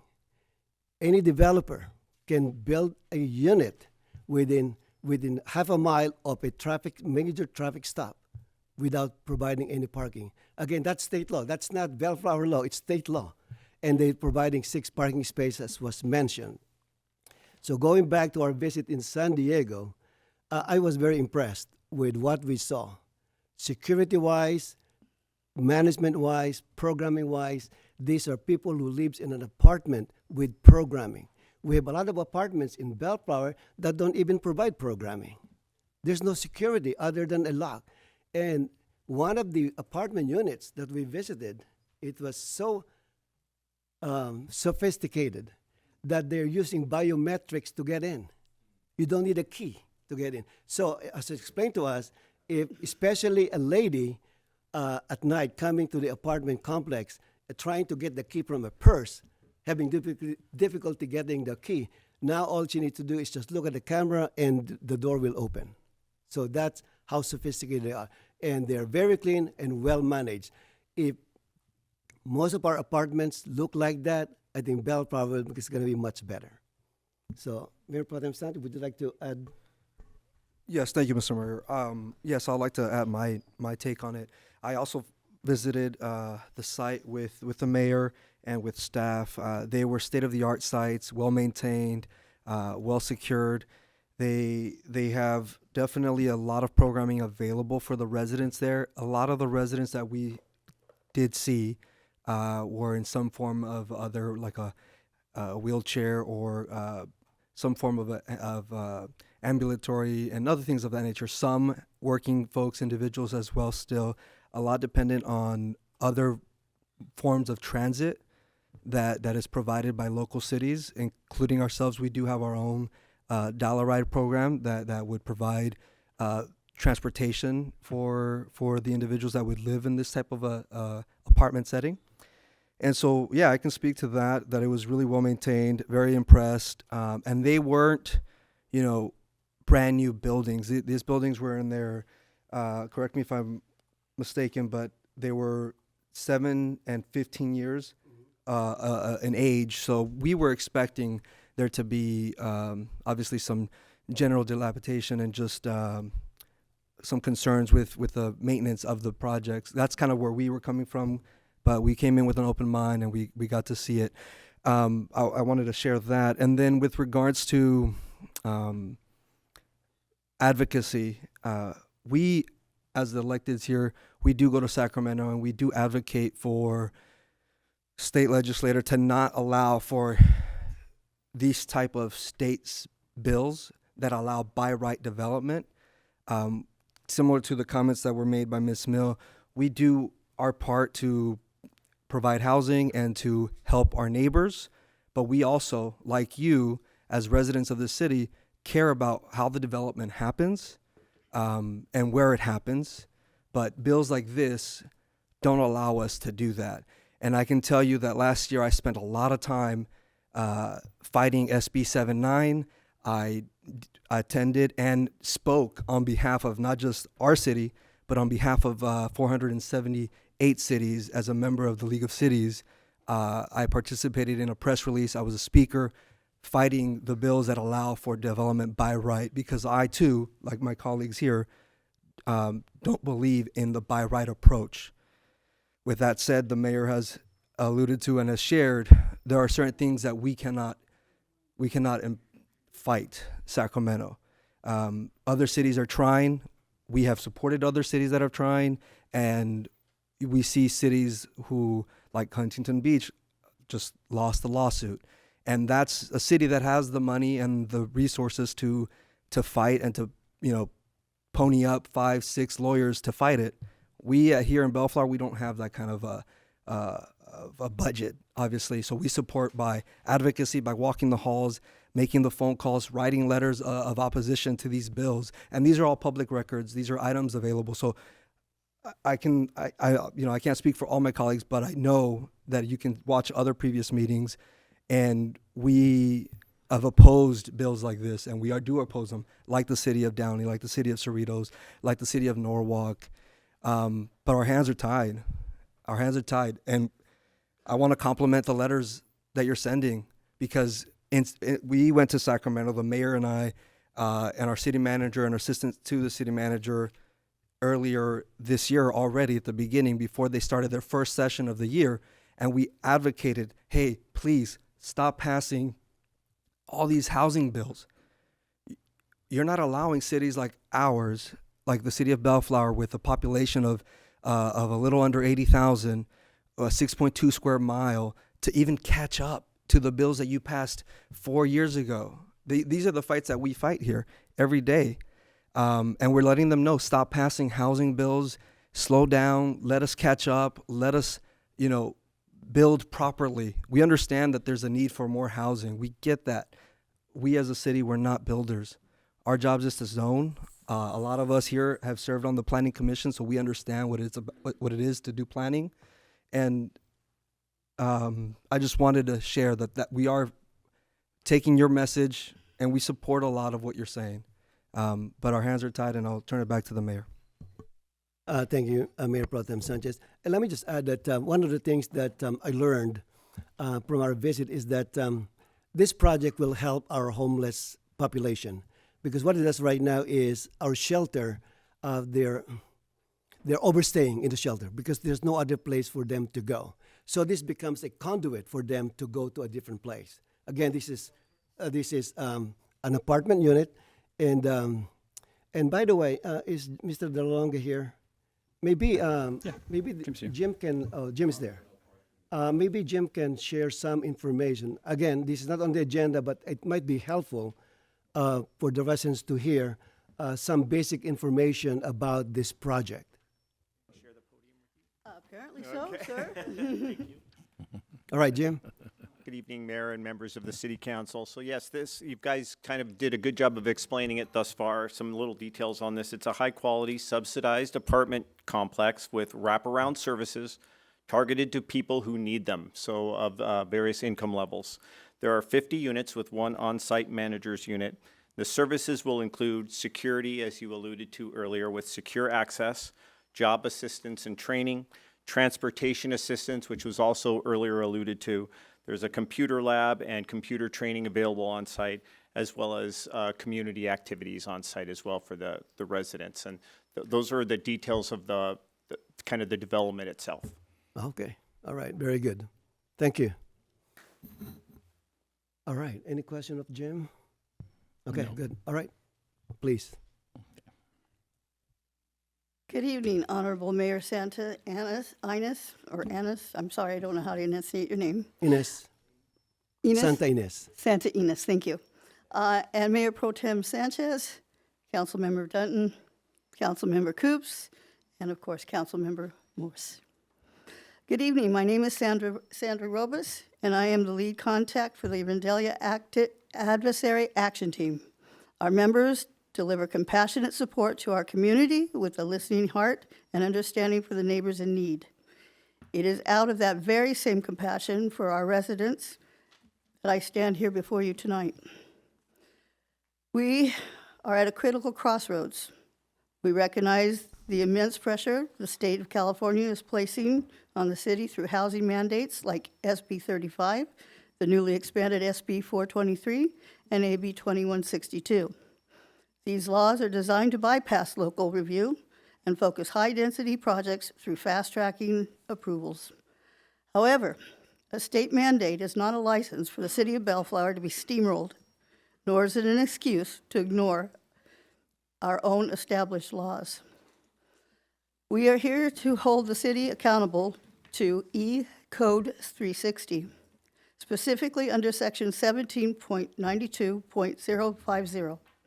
The city has established performance standards to protect us from adverse impacts regarding traffic safety, noise, fire, and crime.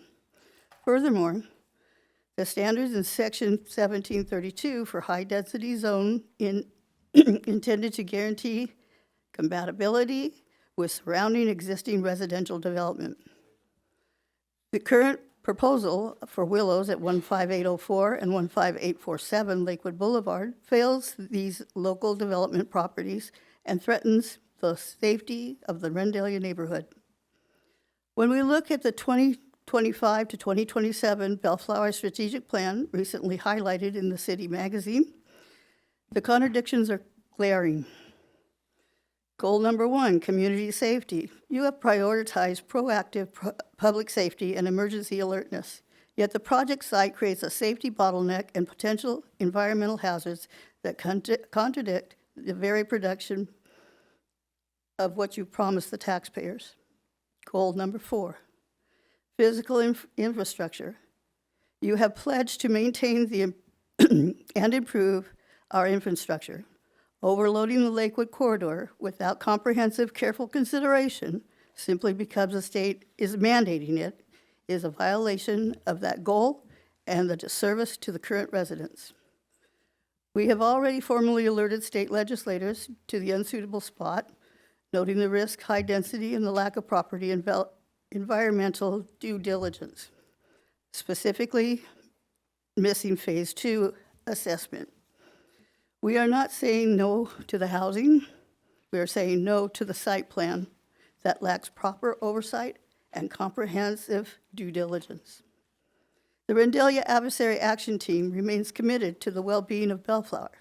However, will not remain silent while our neighborhood is subjected to a site plan that lacks careful impact demand.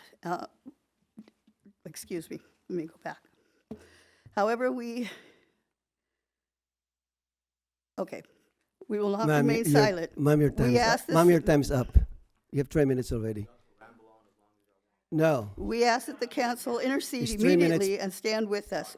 We request that you demand Westlake housing and the state look for alternative Public sites comment for is the limited actually. to 3 minutes, ma'am. Do not allow community safety to be a price for Ma'am, the state Thank you so quota. much. Next speaker. Is there anyone else?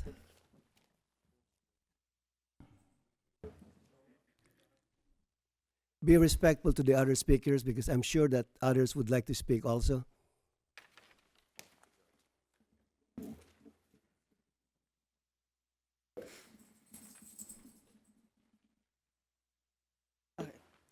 Good evening, Mayor and Council and staff. I'm going to make this quick because I know there's a lot of people that want to talk here.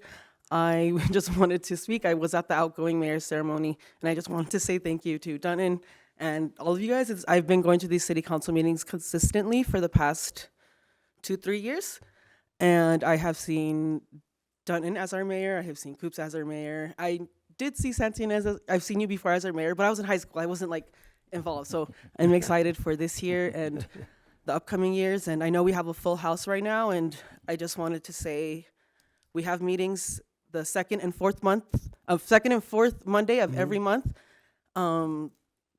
Show up, like, we're here, stuff happens, and like you can get involved when it's more than just your district, when it's your whole community, because everything that happens in the city affects all of us. So yeah, feel free to show up to these council meetings. They are the second and fourth Monday of every month. You can just check that on the Bellflower City Council website too, if there's like changes. But it's always exciting when there's a full house. I know tensions are high, but the house is normally empty. So it's very exciting to see this many people organize and come out here. So keep on fighting with what you want to fight for, because it's worth something if it means something for all of you guys to be out here. Thank you. All right, thank you.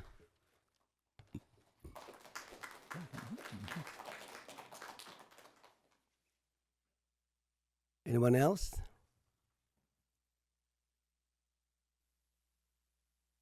Good evening, Council and Mayor. My name is Peter Incorn. I have a business on Lakewood Boulevard, and I can attest to the need for some kind of housing or help. There's a lot of people living on the streets with no way to get off the street or have opportunity. That's not even the homeless people. The homeless shelter came about some few years back, and I saw a great improvement because they want to sleep on my porch. I had a huge porch. They used to want to sleep on there, and I said, you know, it's cold overnight, but you can't stay. And they all of them needed some kind of help or assistance. And as I understand it, it's a state project. I just heard about it about 3 or 4 days ago, this project. And with state projects, as I did in my business, you got VA, FHA, and HUD, and all these projects that are going aside from city projects. And a lot of times you can't do anything except comply to what they want. For me, in my business, I didn't do business with them if I didn't comply. So there's a lot of things you can do and a lot of things you can't. It's nice to find out ahead of time, you know, when they're going to do a project like this. So consequently, I think it's a good thing. My main question is for this project, does it have, let's say, a circle driveway? Does it have something like that out front? Because that would allow whoever pulls in to offload or go in the front door without congesting the traffic on Rendell. To me, that's the only issue I would have with this project. It's like the shelter. You can go by the one on Cedar, which is actually a homeless shelter, and there's nobody out there. There's cameras, there's security, there's just nobody out there. And I remember a few years back when the homeowners in that neighborhood were very concerned. They thought there's going to be panhandlers all over the place and all kinds of activity going on. It's just not going on. And that greatly helped my business by not having these people with their tents and all this stuff, and bringing their carts and things. It really helped my business and the look of it by not having them there. And I told them all the resources that they can go to, the different shelters and Redgate and Long Beach Mission, and all these in the Salvation Army. I told them all these places they can go to. So I just didn't push them down the road. I tried to give them assistance. But as I understand it, this is going to be a program on site there to help people out, basically get on their feet. And I don't believe it's going to impact the neighborhood unless there's nowhere to stop your car out front. If it's similar to a pull-in or circle driveway, that would be a great thing. And I couldn't imagine the traffic commissioner here not working with the state to have this development built in that fashion. If you can correct me, I'd appreciate it. But I just found out about this project like 3 or 4 days ago. And I'd like to say, I think it's a good thing. People do need help. And if it don't impact the city beyond that, or the folks down in Rendelia, which I know exactly where Rendelia is, I think it could be a good thing. And I don't believe there's going to be people standing out or panning. I just don't believe that if there's an on-site program. So thank you very much for letting me talk. All right, thank you, Pete. And you raise a good point because this developer is working with us voluntarily. They don't have to work with us. It's by right they can build that. So by having them work with us, then we can pose that question to them. All right, anyone else? Okay.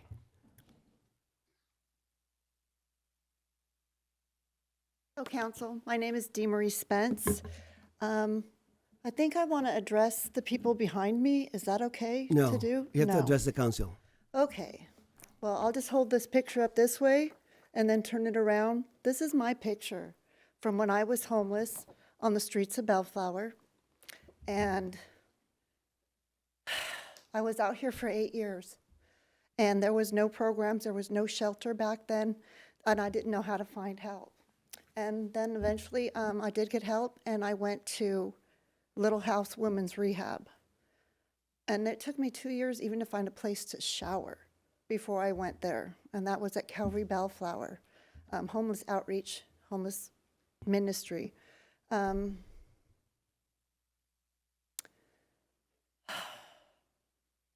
People that talk about this being a bad thing, they don't know. They have never had any idea. The homeless people are still on your streets. They're still drug addicted because what else are they going to do?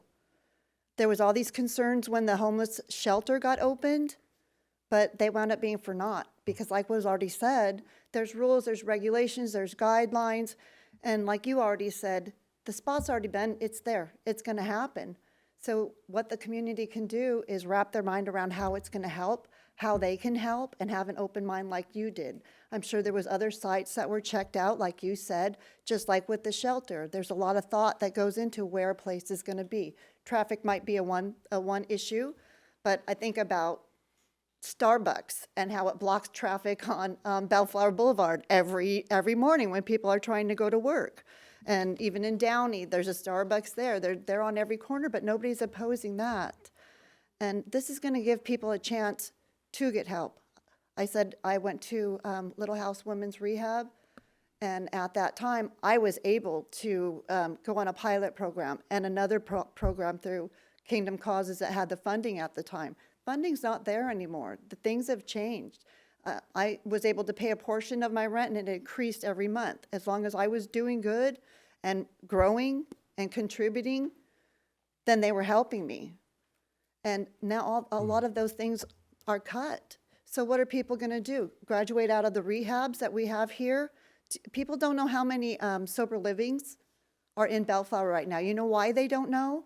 People that have been drug addicts and on the street and homeless, they don't know because they're doing so good. They're following the guidelines and becoming productive members of society. But now that the rules and the grants and the money has changed, where are they going to go after they max out? They've become rapid bridge housing. And they have to leave after 1 year. In 1 year, are you going to save enough money to do first and last month, get a car, get by, do all the things you got to do, and be able to live, to be able to afford what it costs to live in Bellflower? No, you I can't. love your story, but I want to be fair to everyone. Okay. For 3 minutes. But thank you so much for sharing. Thank you for It must listening be- to me.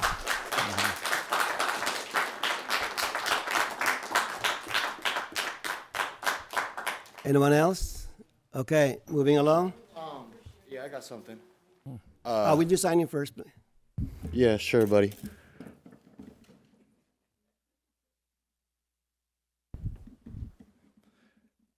Yeah, my name is Archie Drakovich. I've lived here my whole life, all 22 years. Never seen any of you guys outside. Never seen any of you. I don't know where you guys live. I'm pretty sure it's not in Bellflower. But over these past 20 years, 22 years, I've watched the degradation of my city with the open-air drug market, gray area prostitution. We could go on and on, fucking crime, break-ins, all that, murders, homicides. And you guys sit here and clap for them like they're doing something for us, you know? I just wonder how much the kickbacks are and how good they are, you know, for you guys to turn the other cheek to all this fucking crime that's been going rampant in our city. Have you guys seen? Sir, have you you guys driven address down the Bellflower council, sir. Boulevard? You Have address the council. No, have you guys driven? But I'm pretty sure you guys haven't been to the city unless you guys are coming to take kickbacks or coming to tell us a bunch of horse shit.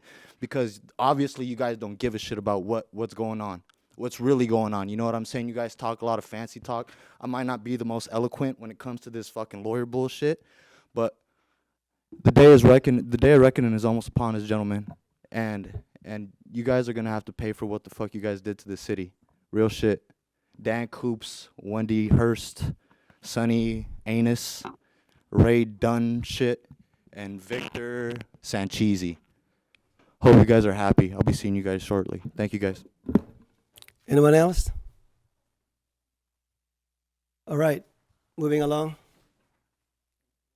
Andrew, you have 3 minutes. 3 minutes. Honorable Mayor, honorable council members.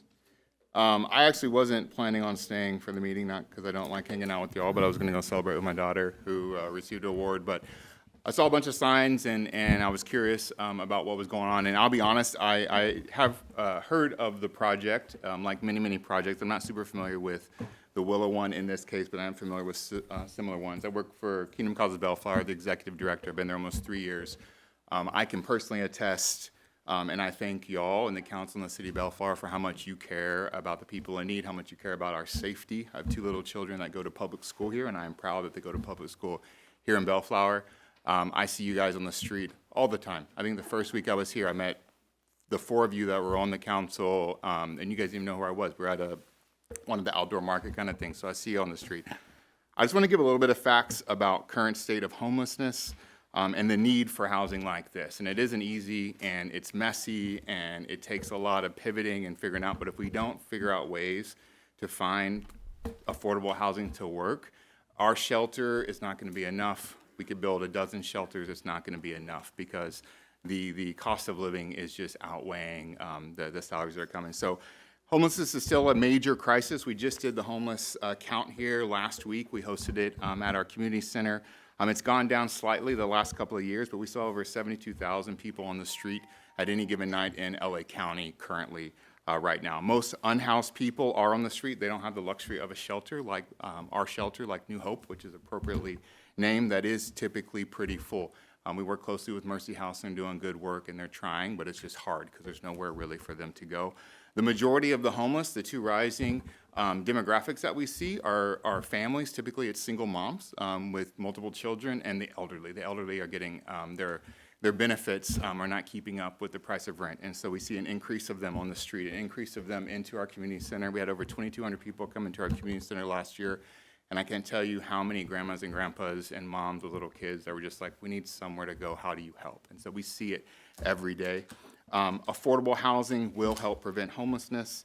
Affordable housing, preventing homelessness actually costs the city less, which costs us, the citizens of the city, less in the long run. It's cheaper to build affordable housing than it is to try to keep up with the homeless that we have. And then affordable housing is a primary pathway into homelessness locally. I know personally we were impacted by funding this last fiscal year. We lost a little over $300,000 in the funding that we have had coming year and year again because of different things happening. So I get excited, even though it's going to be messy, that the state is willing to invest money in our city because they're going to invest money into our people. And so I'm grateful. I know it's not easy for y'all. I know you got to balance out this. So let me know how we can help at KCB, how I can help my family, and hope more and more citizens will figure out how do we do this so we can be better together. Thank you. All right, thanks, Andrew.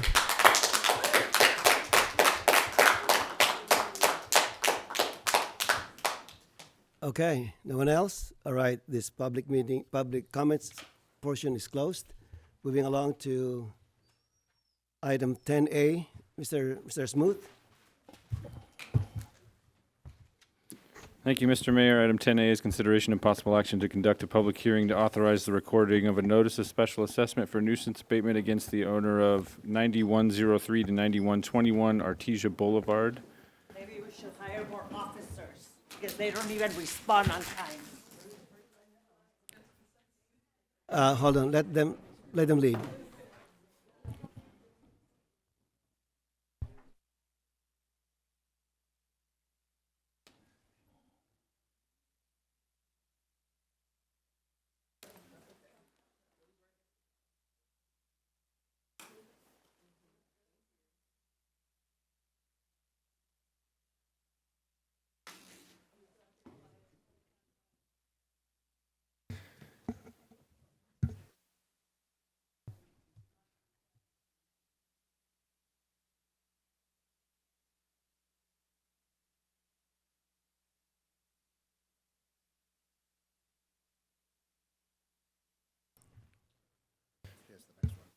All right, Mr. Smoot. Mr. Mayor, Mr. Campen, our Assistant City Attorney, is actually here to present this item and the next one, but I will note, we've had a request from the property owner in this particular instance for 10A to continue this particular item until your next council meeting.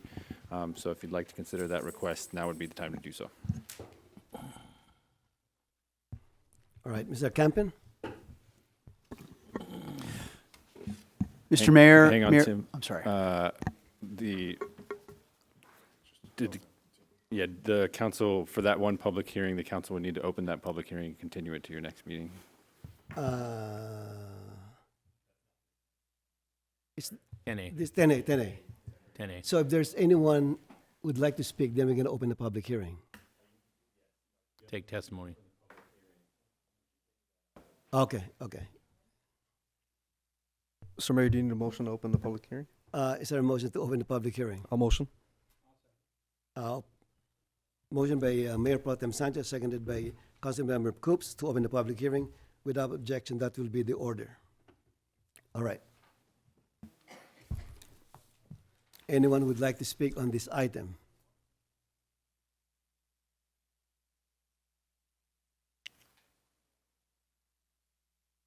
You need a motion to There continue. being none, there a motion to close the public hearing.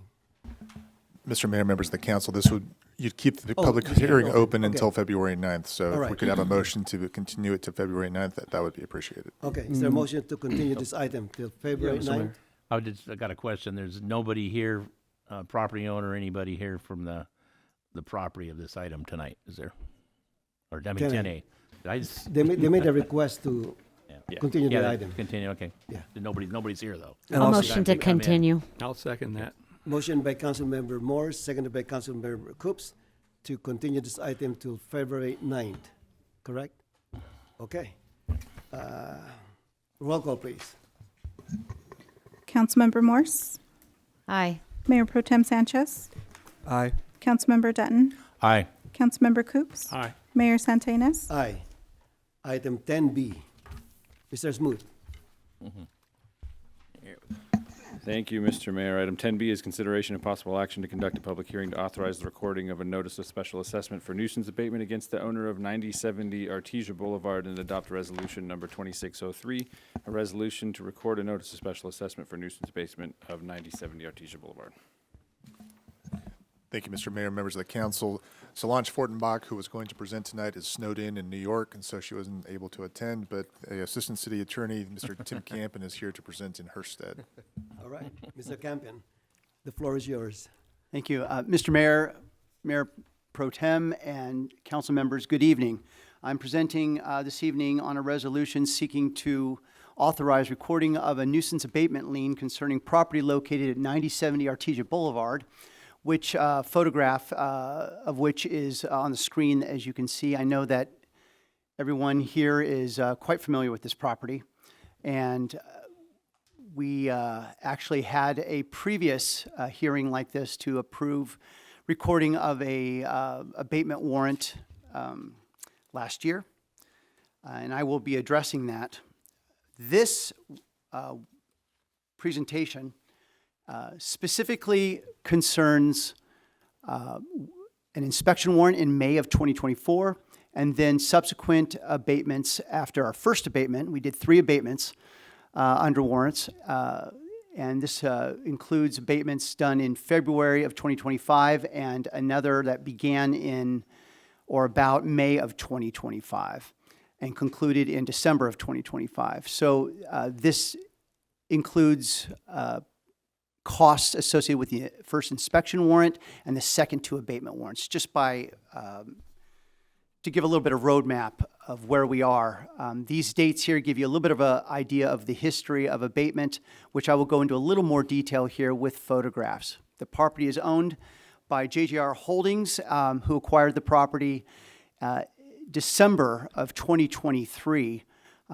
Abatement efforts and attempts to gain voluntary compliance started before that with the previous owner, but effectively kind of had to start over once new ownership came in.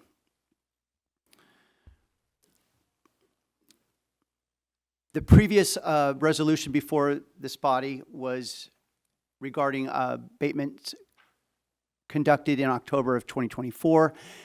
The reason why I bring this up is because the current amounts for the second two abatements only cover things like staff time and attorney costs since the last resolution was passed, and that some of the prior warrant was recorded, and that has been recorded. We have not collected yet, but I will touch on that at the end. In February 2025, we conducted another abatement warrant. The first one was to remove bees and secure the building and do some blight abatement of removing trash, dirt, and debris, and some abandoned cars on the lot, which had some improvement. It wasn't everything we wanted, but we were holding out hope that ownership would take care of what we really wanted, which was addressing the vacant building at 9070 Artesia. This shows some of the conditions that were abated. On the west side of the building along the property line there, we discovered that access was being gained through this little 4-foot area next to the wall to the west on the side of 9070. And access was being gained by trespassers and staying inside, and always the concern of starting fires, especially in the wintertime. And we have a lot of experience with these kinds of situations and fires being started in abandoned buildings.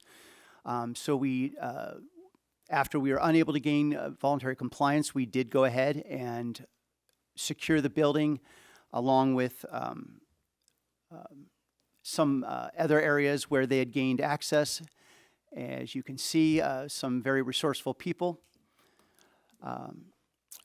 We again held out hope that there would be demolition of the building, given that it had serious problems with structural concerns and toxic materials inside, which included, after we did some testing, which included mold, asbestos, and some lead. And to be able to abate by demolition, you still need to remove these toxic materials. Otherwise, these toxic materials become airborne. And Air Quality Control Management District, AQMD, is very strict about these things, and they were very strict about our remediation of the mold in this case. So in May of 2025, we obtained another abatement warrant that was to be carried out in 2 phases.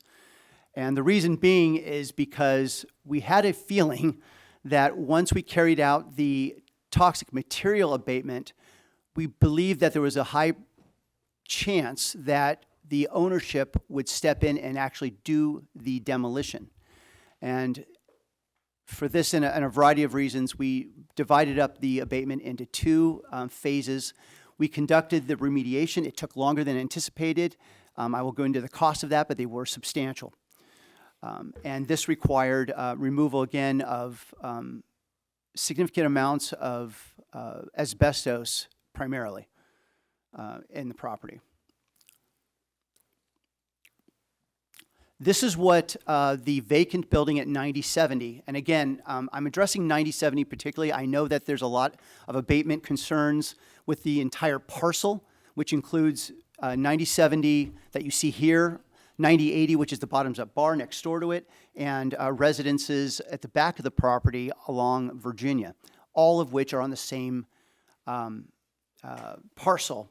And I won't be addressing the abatement efforts with regards to those other elements of the property, but I can assure you they are ongoing very aggressively, and we expect to have some updated news very shortly on that. This is what it looks like now. The building is gone. The area where the pad was is covered with effectively mulch with the Kentucky-style fencing around it. Again, doesn't address the entire parcel, but this, I believe, is a vast improvement over what we were experiencing in that property for many years, and which was not merely a blight, but also a public health hazard, given the toxic materials and the infiltration of trespassers regularly.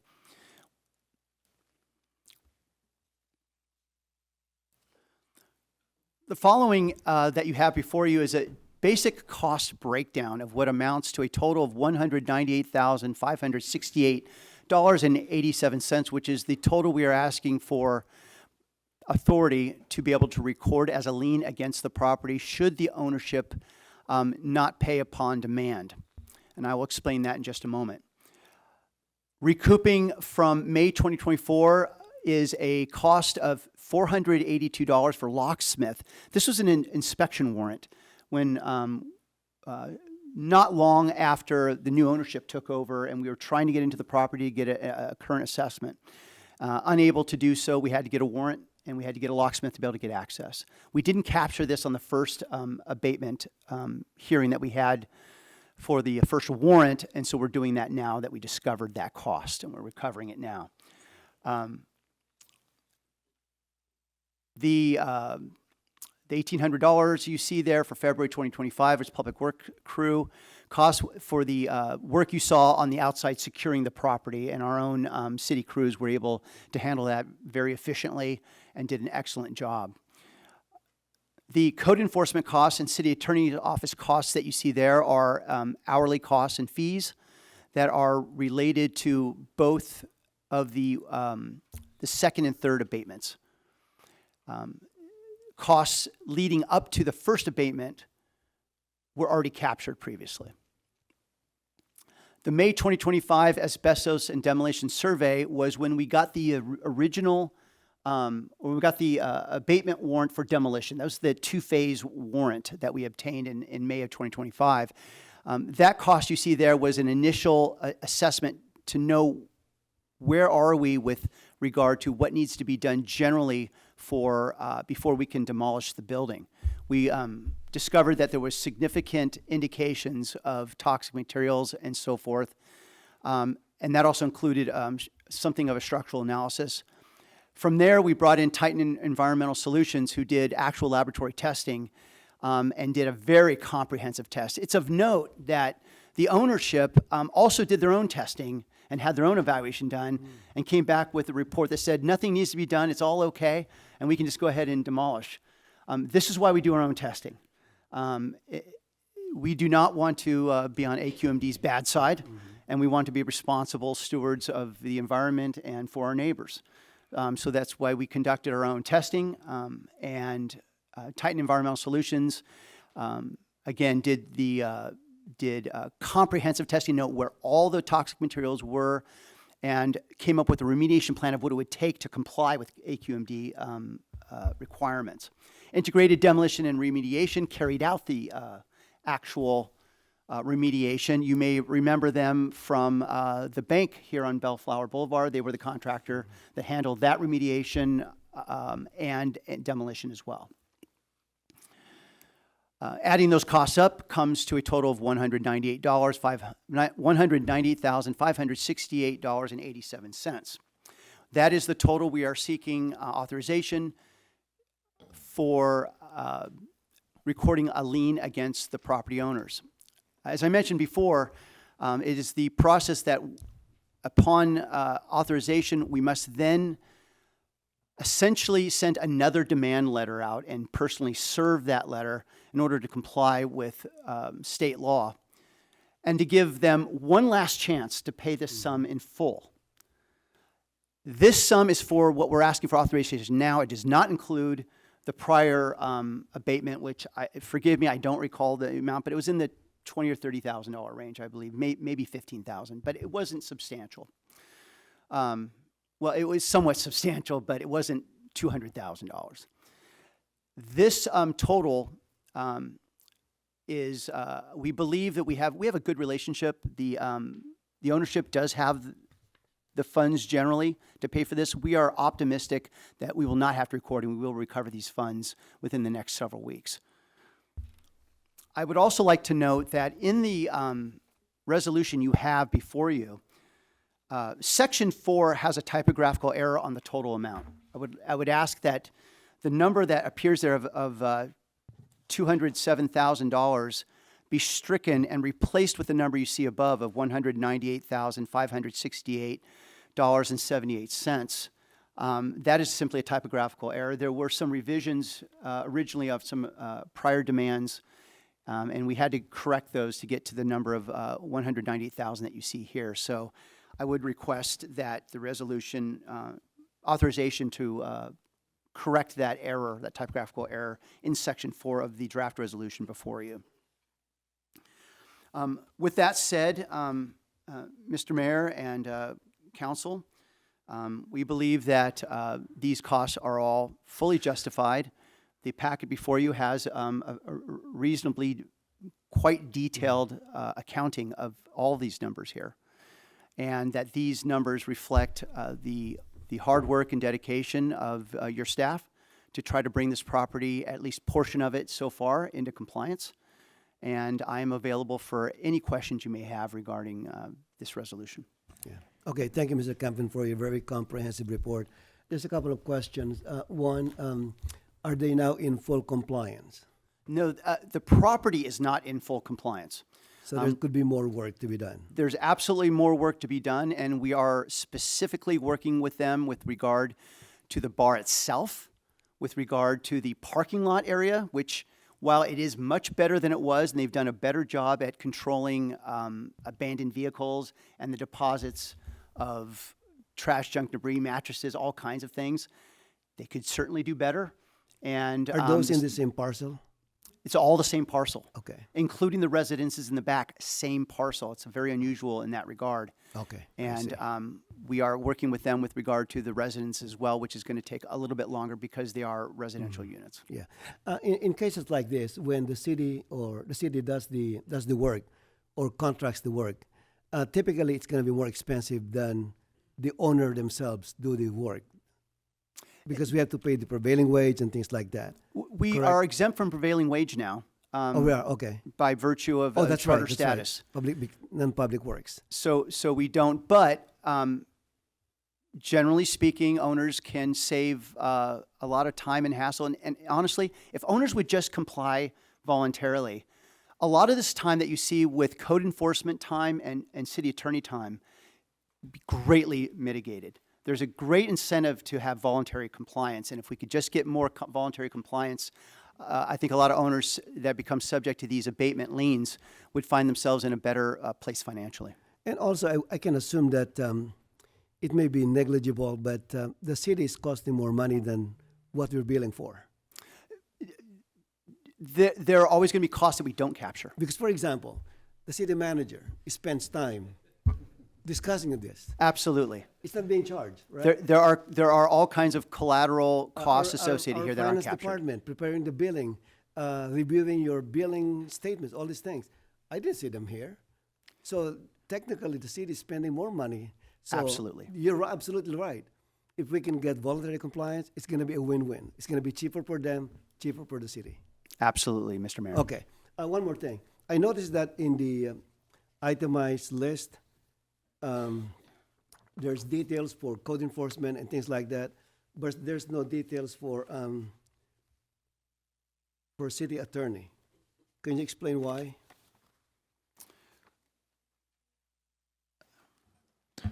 I'll jump in on that one, Mr. Mayor, members of the council. So our work product is privileged. It's attorney-client privileged, so the descriptions of the type of work that we make pursuant to a code enforcement case, as you know, we have work descriptions next to each time entry. Those are all privileged under a long line of case law. We would ask if the council wanted to waive its privilege, the attorney-client privilege, with regard to those descriptions, it could. We don't recommend that, obviously, but I can assure you that as the person in charge of looking at the billings, and I know that the city manager also looks at the billings, they are all accurately attributed to these particular code enforcement cases. But we could be compelled by court later on if necessary. it would be highly unusual if a court were able to compel you to reveal attorney-client privileged information. Okay, all right, thank you for that clarification. And Mr. Mayor, the difference between the time of staff and from the city attorney's office is the number of hours and who did the work. But the time and the date that the work was done is captured. Okay. And there isn't a description of the actual work done for any of these hours, whether it's staff or the city attorney's office. I see, okay, very good, thank you. Any question of Mr. Campen? No. Mayor Pro Tem Sanchez. Thank you, Mr. Mayor. I'll try to keep it brief. But Mr. Campen, you alluded to there's a level of compliance or positive working relationship with the new owner. Obviously, code enforcement, without getting into details, I know the city attorney's head perked up already. I see that. I know that a lot of this code enforcement stuff began in 2020, and that was a previous owner. Lack of compliance, lack of communication, just lack of everything. With this new owner, there's been a little bit more of line of communication, I would say. So you're hopeful that this actually won't even be recorded. And with that said, there are other issues which are greater issues, in my opinion, at least from the perspective of the residents that live in that area. That there's more work to be done here, and obviously, in your communication, do you believe that a level of, I guess, not dropping the Thor's hammer here, would help us more with the other compliance items that we may be looking for? Because my understanding is that there's some level of voluntary compliance for other issues. I know I can't get into details, but you catching my drift, Mr. City Attorney? The mayor did. He's being very careful. Mr. Mayor, members of the council, I am brighter than I look. Thank God. I hope so. I think Mr. Campen previously mentioned that we're having some level of success with some cooperation from the new owner. So we are hopeful that that trend continues so that we won't have to be here in front of you again asking for an abatement lien to recoup the city's costs associated with this type of code enforcement. And I think the message that Mr. Campen is relaying, which should hopefully be relayed to all property owners that may be on the wrong side of the expectations both from the community and the council about what the way people's property should look like in accordance not only with the code but also just being neighborly. Hopefully that message is also relayed to everyone else in the community.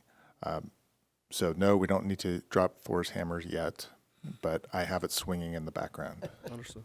All right, very good. Thank you, Mr. Mayor. All right, thank you, Mayor Pro Tem Sanchez. Yes. Councilmember Coops? I have a question for you, Mr. Campen. So when some of these charges were several years ago, are any of these charges having to do with the previous owner? Or are these all on the responsibility of the current owner? Councilmember Coops, thank you for the question. All of these are with the current owner. The furthest expense that we go back is the locksmith that you see there for $482 in May of 2024. All the other costs you see are after the October of 2024 abatement, which we've already recorded a lien, and we recouped all the city attorney time and staff time that led up to that point. So this is all costs since then. So it would effectively be costs incurred after October of 2024. So prior to that, those costs have been recaptured, Correct. either through the process of putting it on the tax bill or he actually paid us. Correct. So if the most encouraging thing you said was that there may be a chance to make the current owner pay this bill. That's usually when we get to this point in life, it goes sideways. I was so surprised to hear you say there may be a chance that we get this guy to pay up. I am cautiously optimistic that we will not have to record the lien to recover not only this sum that you see, but the amount that was previously recorded and to be able to release that lien. Now, you continue to have ongoing communication so you've kind of taken the temperature of this client that we're opposing, and feel that that could be an outcome, a positive outcome. Ownership has the financial means to do so. I think it's really just a matter of, like any business, what do they have liquid, and how quickly can they get access to it? And so we might, if we can be assured of payment, we might give them a little more time to get the money before recording if we feel that there's good reason to do so. But obviously, authorizing recording is an important part of gaining that compliance and cooperation. Now, currently, the 9080 Club Bar is still being operated? It is. Even though there's a new 9080 Club over at the Hawaiian Room, they've got a sign up there now. They've got multiple locations. Not just here, but I believe in Long Beach and other places in the area as well. Popular place. And how about the bungalows in the back? Are they currently occupied? All but one unit is currently occupied, and because they are residential, that is going to have its own very specific challenges that'll probably be greater than dealing with the bottoms-up bar. So our goal is to eliminate all the blight on this property, correct? Yes, and ownership has indicated to me that they intend on essentially scrubbing the whole lot, turning it into a vacant lot while they go through the development process and approvals with the city for their next step, which I don't want to say here what that is because it's perhaps a little speculative at this point. But they do have a history of development within the county and substantial projects, at least as large as what they would put here. So there is experience and there are funds and capital to be able to do it. It's just a matter of moving things along. Well, I'm always reminded of the night we had the gentleman come in with the property on Bellflower Boulevard that was abated, and then he claimed he'd never heard anything about this. Remember that? Maybe you weren't here. The rest of us remember that. That was the bank. Right, the bank. Yes. And not even sure the lender knew that it had been demolished. But I just wanted to make sure that your communication level was greater than or equal to what had happened on that project. I can assure you that on that other project, he had lots and lots and lots of notice, and his representations were less than what I consider accurate. And in this property here, we are in good communication with them. I, like almost every property owner, I wish they would move quicker than they do. But we do have good communication. They did do the demolition. They paid for that. They paid for the demolition. They took care of it. They did everything you see there with how the property's left. They did that. And they stepped up very quickly. The moment we had the AQMD clearance, and I told them, you need to be ready to go within a week or two at the most, and on-site doing work, and they were. And so they were very responsive in that regard. And so that's part of the reason why I'm cautiously optimistic, but optimistic that we will see follow through that we had not seen on this property in years past. The only troubling thing I heard you say was that they had someone examine the asbestos from the project and said there was none. And we found out that wasn't the case. So they have different ideas of how to have a successful test. We are going to be vigilant to make sure that their compliance is to the standards expected by the city. So all you're looking for tonight is authorization from the council to allow you to go forward with leaning the property. And and you have that in your sleeve, and hopefully you don't have to utilize that. The guy will come clean and write a check for the 198. That is the hope, and without saying explicitly that's the representation, that is the indication that I believe was given to me, that that's their expectation as well. Okay. But again, we'll see if it happens. But I'm optimistic. All right, well, that's the way to be. Thank you, Mr. Mayor. All right, thank you, Dan. Councilmember Morse? All right, thank you. Is there a motion to Move we open the public hearing. Second. Motion by Councilmember Danton, seconded by Mayor Pro Tem Sanchez. Without objection, that will be the order. Is there anyone who would like to speak on this item? Do you want us to send a bill, not send a bill? Or? Okay, coming up. Wait a minute, Pete's talking. My hearing must be going bad. All I hear is muffling sometimes. I was wondering what your title was, and I didn't get your name or what your title. My name is Tim Camp, and I'm Assistant City Attorney for City of Bellflower. Okay, thank you. Thank you very much. Oh, that's it? Okay, simple. Anyone else? We should come to every meeting, Pete. You're pretty positive. Mr. Mayor, Not I'll make a seeing, motion. oh, go ahead. Go ahead. Not seeing anybody, a motion to close the public hearing. Second. Motion by Councilmember Danton, seconded by Mayor Pro Tem Sanchez to close the public hearing without objection. That will be the order. Mr. Mayor, just a housekeeping matter. All right. The correction that Mr. Campen noted, the city Section- clerk already took care of. That's part of your 10,000? supplemental Yeah. material. On Section 4? On Section 4. So Correct. if that's the wish So- of the council, you can adopt the supplemental material. As corrected? Or no more? Yes, correct. It's As corrected. It's As corrected corrected. in the red line. In the red line, okay. Yep. All right. Mr. Mayor, it would be an honor, and I want to first off thank all of you and thank staff for the work that you're doing in this area. Very much appreciated. Thank you for all you're doing, and thank you, my colleagues, for the This happened to support. be your district, huh? Well, yes, it is. Yes, it is. And I can tell you that that street is very, very happy with the work that we're doing. They're very grateful and thankful, and they see it. You know, sometimes it's about patience, and I've promised them, I've asked them for patience, and It's paying off. it's paying off. There you go. And so we'll keep But when at the it. 9080 Club continues to operate, I wonder what Friday night's going to bring. One thing at a time.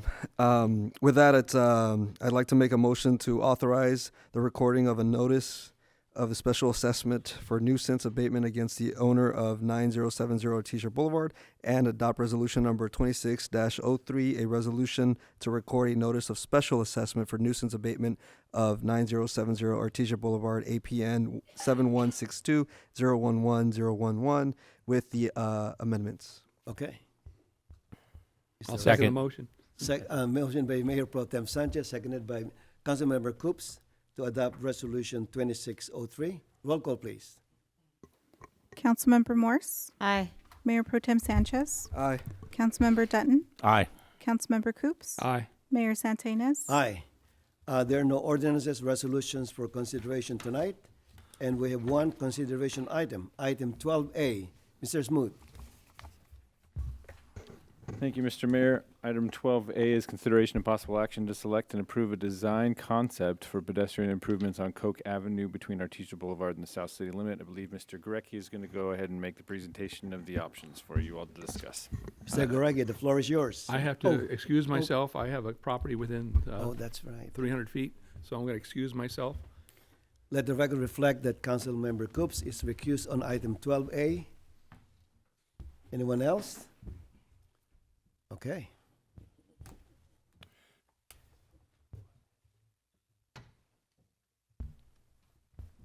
Mr. Goregi, the floor is yours. Yeah, good evening, honorable mayor and council members. Before you tonight, we have the Coke Avenue pedestrian improvements. So as part of the 5-year CIP program that was approved last summer with city council, part of the program included a project to install sidewalks along Coke Avenue from Artesia to the South City limit. As the budget calls out, the council authorized $150,000 for the initial design. Then they programmed another $400,000 for the construction of the project. This project conforms with two of the strategic plan objectives for the city. First and foremost, the enhanced public safety. The proposed improvements will allow pedestrians to safely walk along Coke Avenue, establish ADA-compliant sidewalks and curb ramps, and connect adjacent street sidewalks such as Ramona, Coke, and Rose into the Coke Avenue street. And then the other strategic objective, improve quality of life and visual appeal of the city. The project will clean up the west side of Coke Avenue, which currently sits adjacent with the LADWP easement / nursery area that's over there. And it will establish defined curb lines and curb ramps at all of the intersections. The design parameters for Coke Avenue. So Public Works partnered with Wildan Engineering to determine the best suited design for the project. We are a little somewhat limited on space throughout several of our streets here in our city. When you get off the arterials, there's a lot of room. You get into the local streets, things tend to be a little tight for us. So we utilize them to help us with the design of this project. So due to the existing, we have several properties on the east side that kind of stick in and out in terms of the property lines. It's not a uniform straight line like the back of a sidewalk that you see in a normal street. That is a problem for us on the east side, as well as we have several existing utility poles, as well as our city trees that are in the right of way. So the focus really was to look at the west side. We did not consider the east side of the street there. Wildan, with these parameters, came back to us with two design options. Actually, they had several design options, but these are the two that kind of were the most digestible out of the two, I would say. The first option was basically typical street design with a single travel lane in each direction, north-south, and where the sidewalk and appropriate curb and gutter would be placed on the west side of the street. The second option, a little outside the box, but they came back to us with the potential of creating a one-direction traffic flow, and that would be from Artesia heading south all the way down to Rose Street. Once you get to Rose Street, we could no longer take that one direction. The street is shared jurisdictionally with the city of Long Beach. But again, the second option with one direction provides a little bit more room that would allow us to do pedestrian bulb outs, which is an element that you see a lot of being built now in the high traffic areas and stuff. So just as an example right now, I think this is Coke and Cedar. So currently, no ADA curb ramps, no sidewalk on either side. The yellow circle will show you telephone pole right in the middle, or telephone pole and city tree right in the middle where we would try to do it. That's why it's not really an option for us on the east side, and we focused on the west side.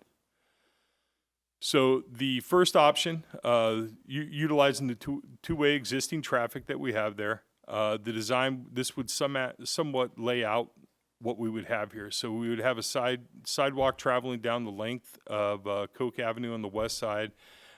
We would have the ADA compliant ramps installed, and then the connection that you see there on the right of the screen would be connecting into the sidewalk on Cedar Street. And this here would be just typical street section of what that would look like. Starting from the left, you have the 5-foot wide sidewalk, followed by your curb lane. You have your 8-foot parking lane. Then you have a 17-foot wide drive aisle and an 8-foot parking lane, and then the next curb. I'll note that the 17-foot drive aisle, currently right now, that is pretty much in sync with what you have for drive aisles on Ramona, on Cedar, and Rose Street. So all those streets, the cars park on both sides of the street. As you know, we're heavily reliant on on-street parking. But that width there that you see, the 17 feet on Coke, would be doable because it's doable, and it wouldn't be too foreign to the residents over there. I think they're used to kind of having to travel in tight quarters on those streets. The second option was one way with bulb outs. This is not the greatest schematic in the whole world, but it'll give you a concept. Again, you have the sidewalk coming down the right side, that space in between the yellow line and what's imposed as the yellow sidewalk, that would become the parking lane for the vehicles. Then you would still have your parking lane on the east side.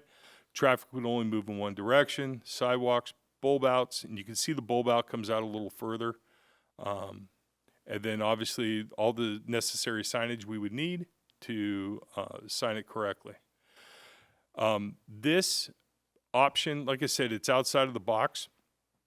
However, it could work there. I just think the legwork, the administrative work to get the residents to understand and get used to that kind of a change in the traffic patterns would be fairly substantial.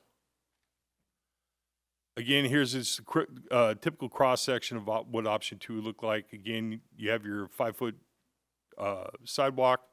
You have your 8-foot space that's necessary for the bulb out, and out behind the bulb out would be parking. You have a 17-foot drive aisle, but that would only be one directional, so that'd be plenty of space for vehicles traveling. And then you would still maintain your parking lane on the east side. This is just the south view, looking south at Rose Street. This one will be a little tricky for us in design, but we're working through it with Wildan. You can see on the east side of the street, looking this direction, that would be on your left side. There's no curb line. There's essentially driveways or asphalted areas into what would be driveways. So that would a curb line would be reconstructed there to give a uniform look. And then the sidewalk would continue on the west side of the street there that you see. So the recommended action this evening is to provide feedback and approve one of the 2 design options for the installation of sidewalk on Coke Avenue between Artesia and the South City limit, or alternatively, we can discuss and take other action you guys see fit.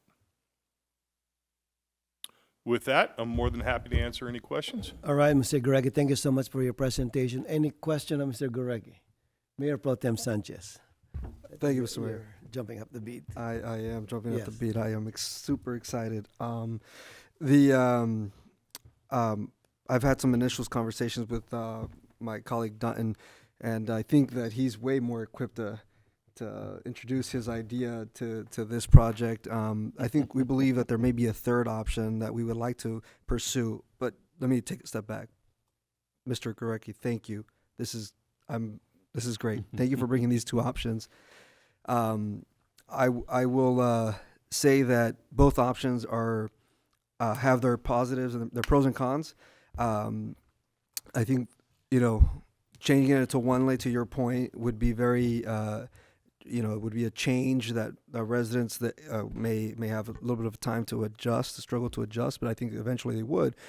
With option 2, the positive of it is that it attacks 2 issues in that neighborhood, right? One is the pedestrian walkability of the children that walk towards the elementary school at Collins Elementary School, which I want to, Mr. Mayor, take a moment to recognize from Paramount Unified School District board member, Mr. Eddie Cruz, who is in the audience.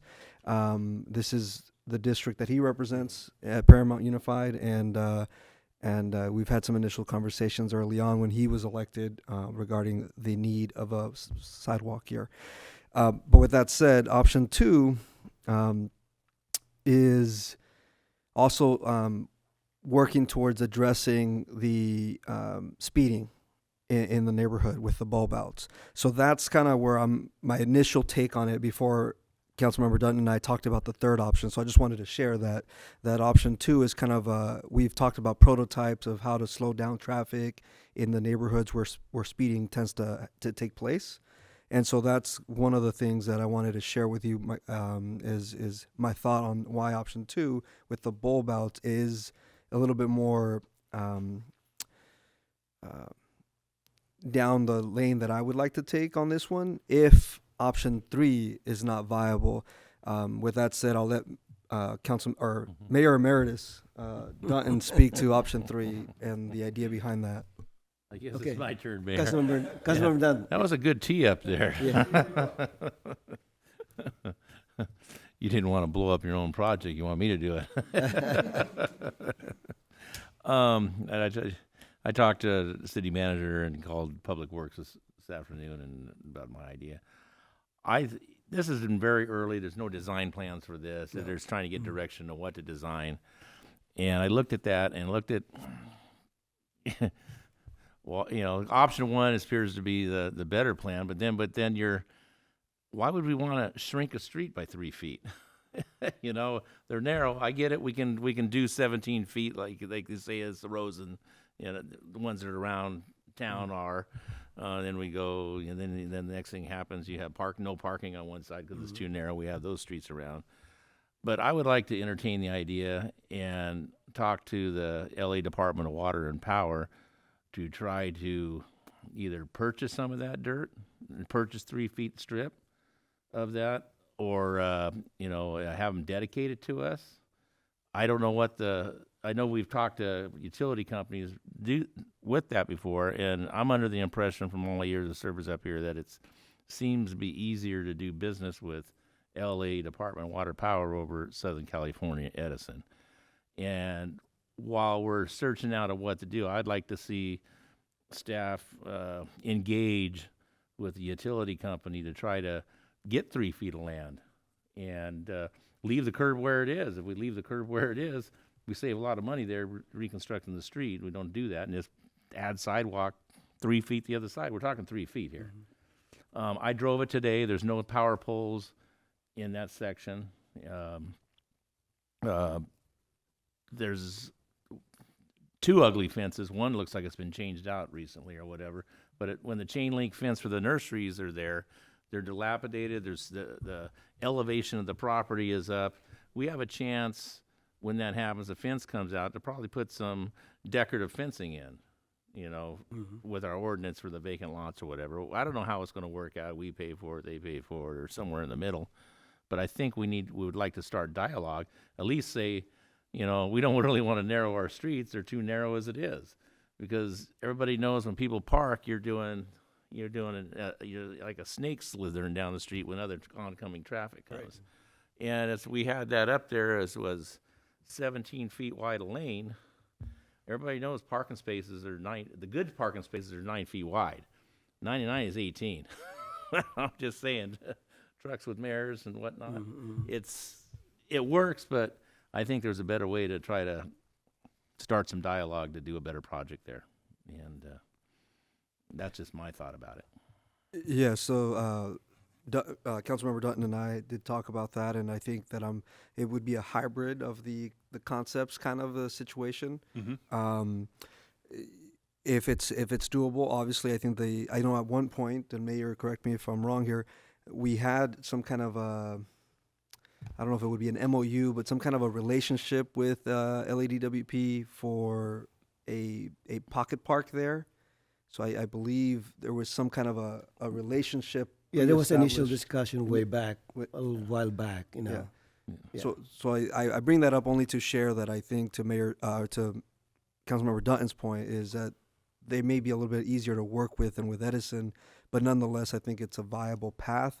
I would ask that it be not an extensive entertainment of that option, if that's okay, Mr. We'll see Councilman. if there's something there. Yeah. Let's proceed. If there's no, we're not going to go to court over it. Right. I think that sounds fair.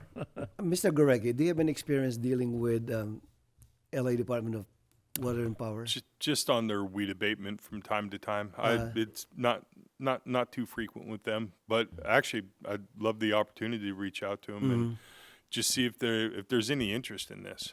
Long as it's not affecting any of their site layouts with their poles, and we come in with some ideas like Councilmember Dutton had said with fencing or something like that, I think we might be able to make a little headway with them, or certainly I'd like to try. Right, okay. So if we're successful in getting them, give us some kind of approval, either whether it's going to be a license or whatever it is, or even outright sale, will the bulb out work with this third option?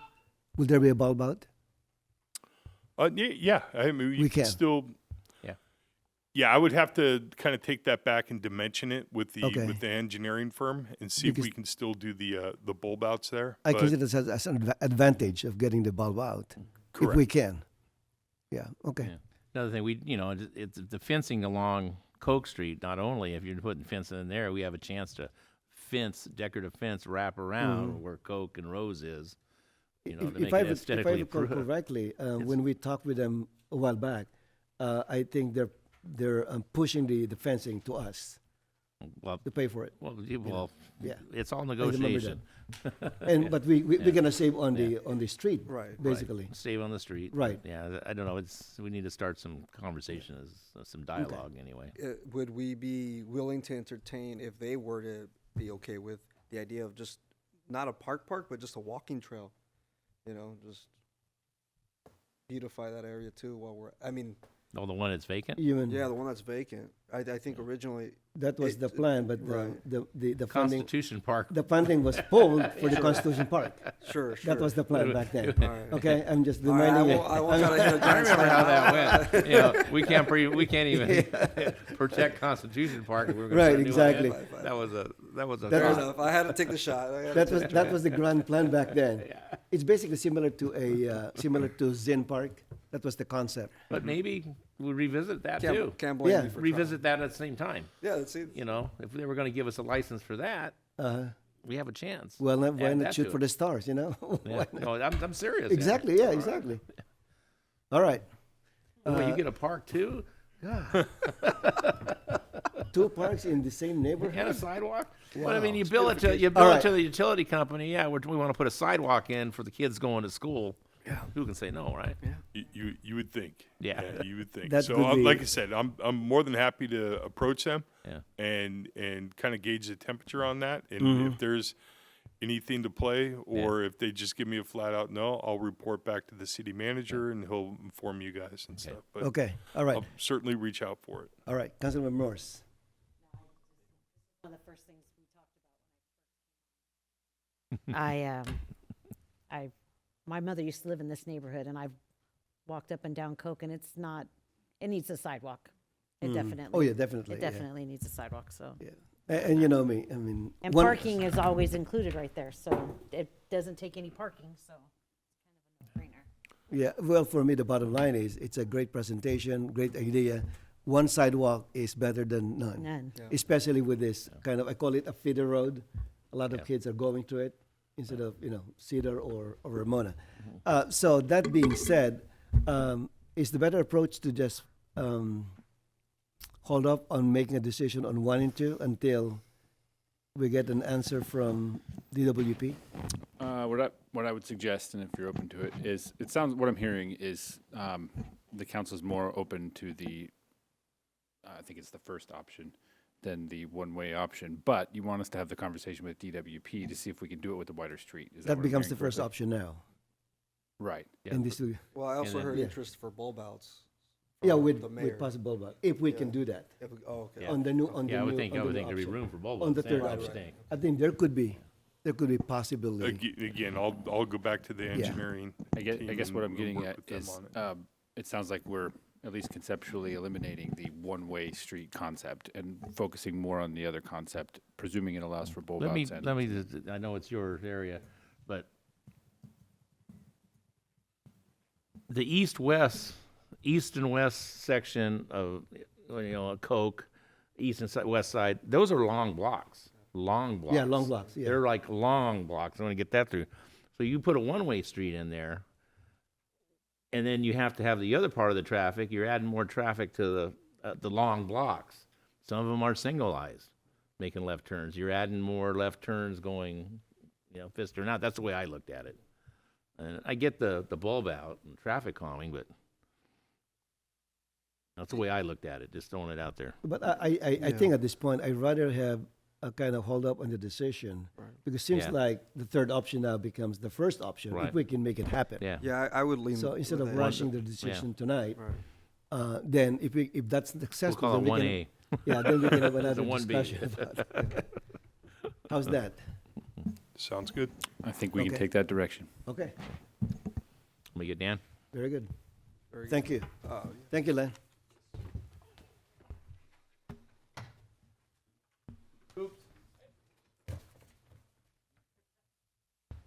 Did you want to say anything, Eddie?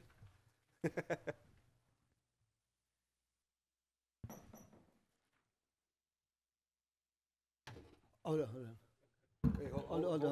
Hold on. Oops, sorry. Sorry about it. Real quick, just wanted to say good evening. Just right there, real quick. All right, Eddie, go ahead, sorry. It's okay, We get so no excited worries. about this item, you know? Yeah, no, I can imagine.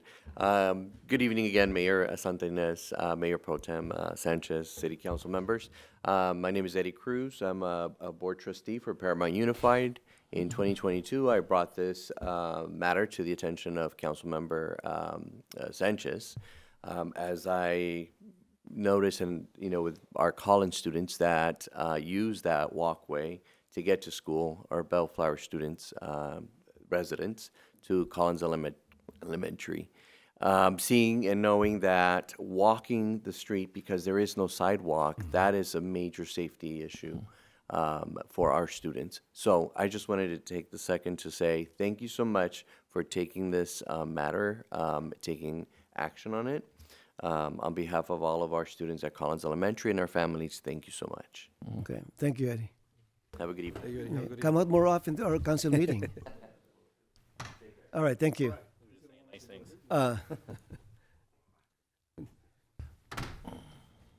Let the record reflect that Councilmember Coops is rejoining the meeting. All right, we're now on to the consent calendar. Okay, any recusals? Conflicts? None? Wow. Is there anyone who would like to pull a item for separate discussion? None? Okay. Is there a motion to approve the Move the consent calendar. Motion by Councilmember Danton, seconded by Councilmember Coops, to approve the consent calendar. Roll call, please. Councilmember Morse? Aye. Mayor Pro Tem Sanchez? Aye. Councilmember Dutton? Aye. Councilmember Coops?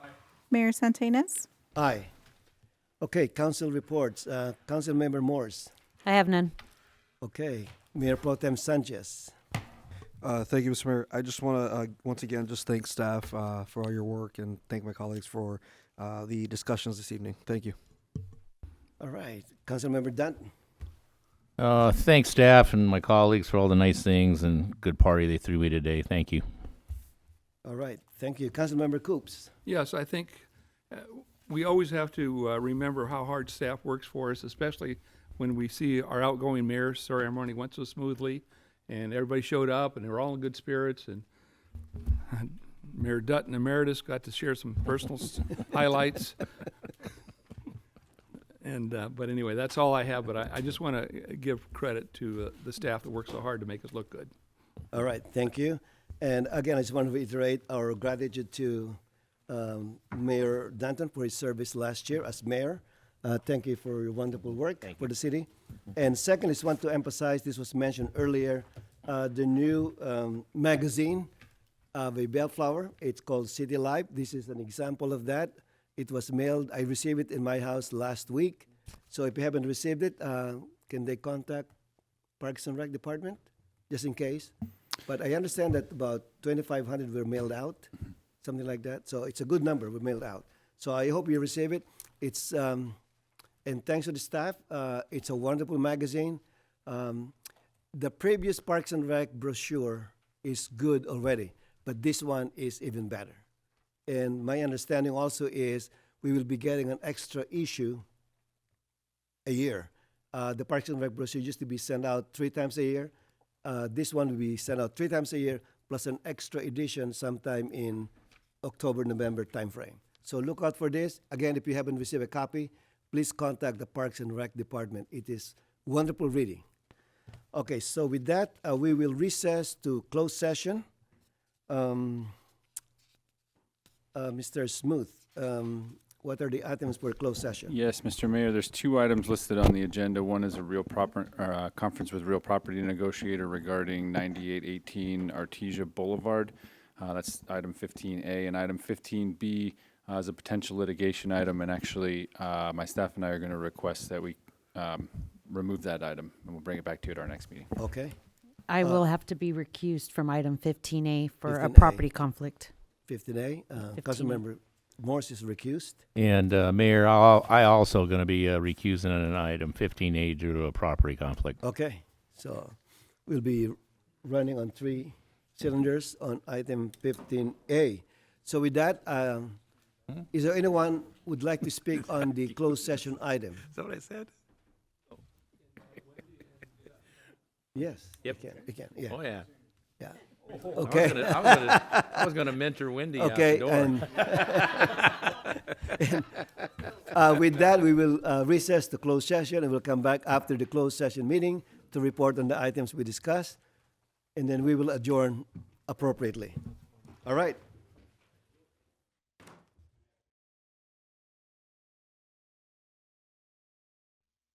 All right, we are reconvening from closed session. Oh, ready? We are reconvening from closed session, and there are no reportable action taken by the council during closed session. And as a reminder, item 15B was continued. And with that, this meeting now is adjourned to the next regular meeting of the Bellflower City Council at 5:30 p.m. on Monday, February 9, 2026. This meeting is now adjourned. Okay.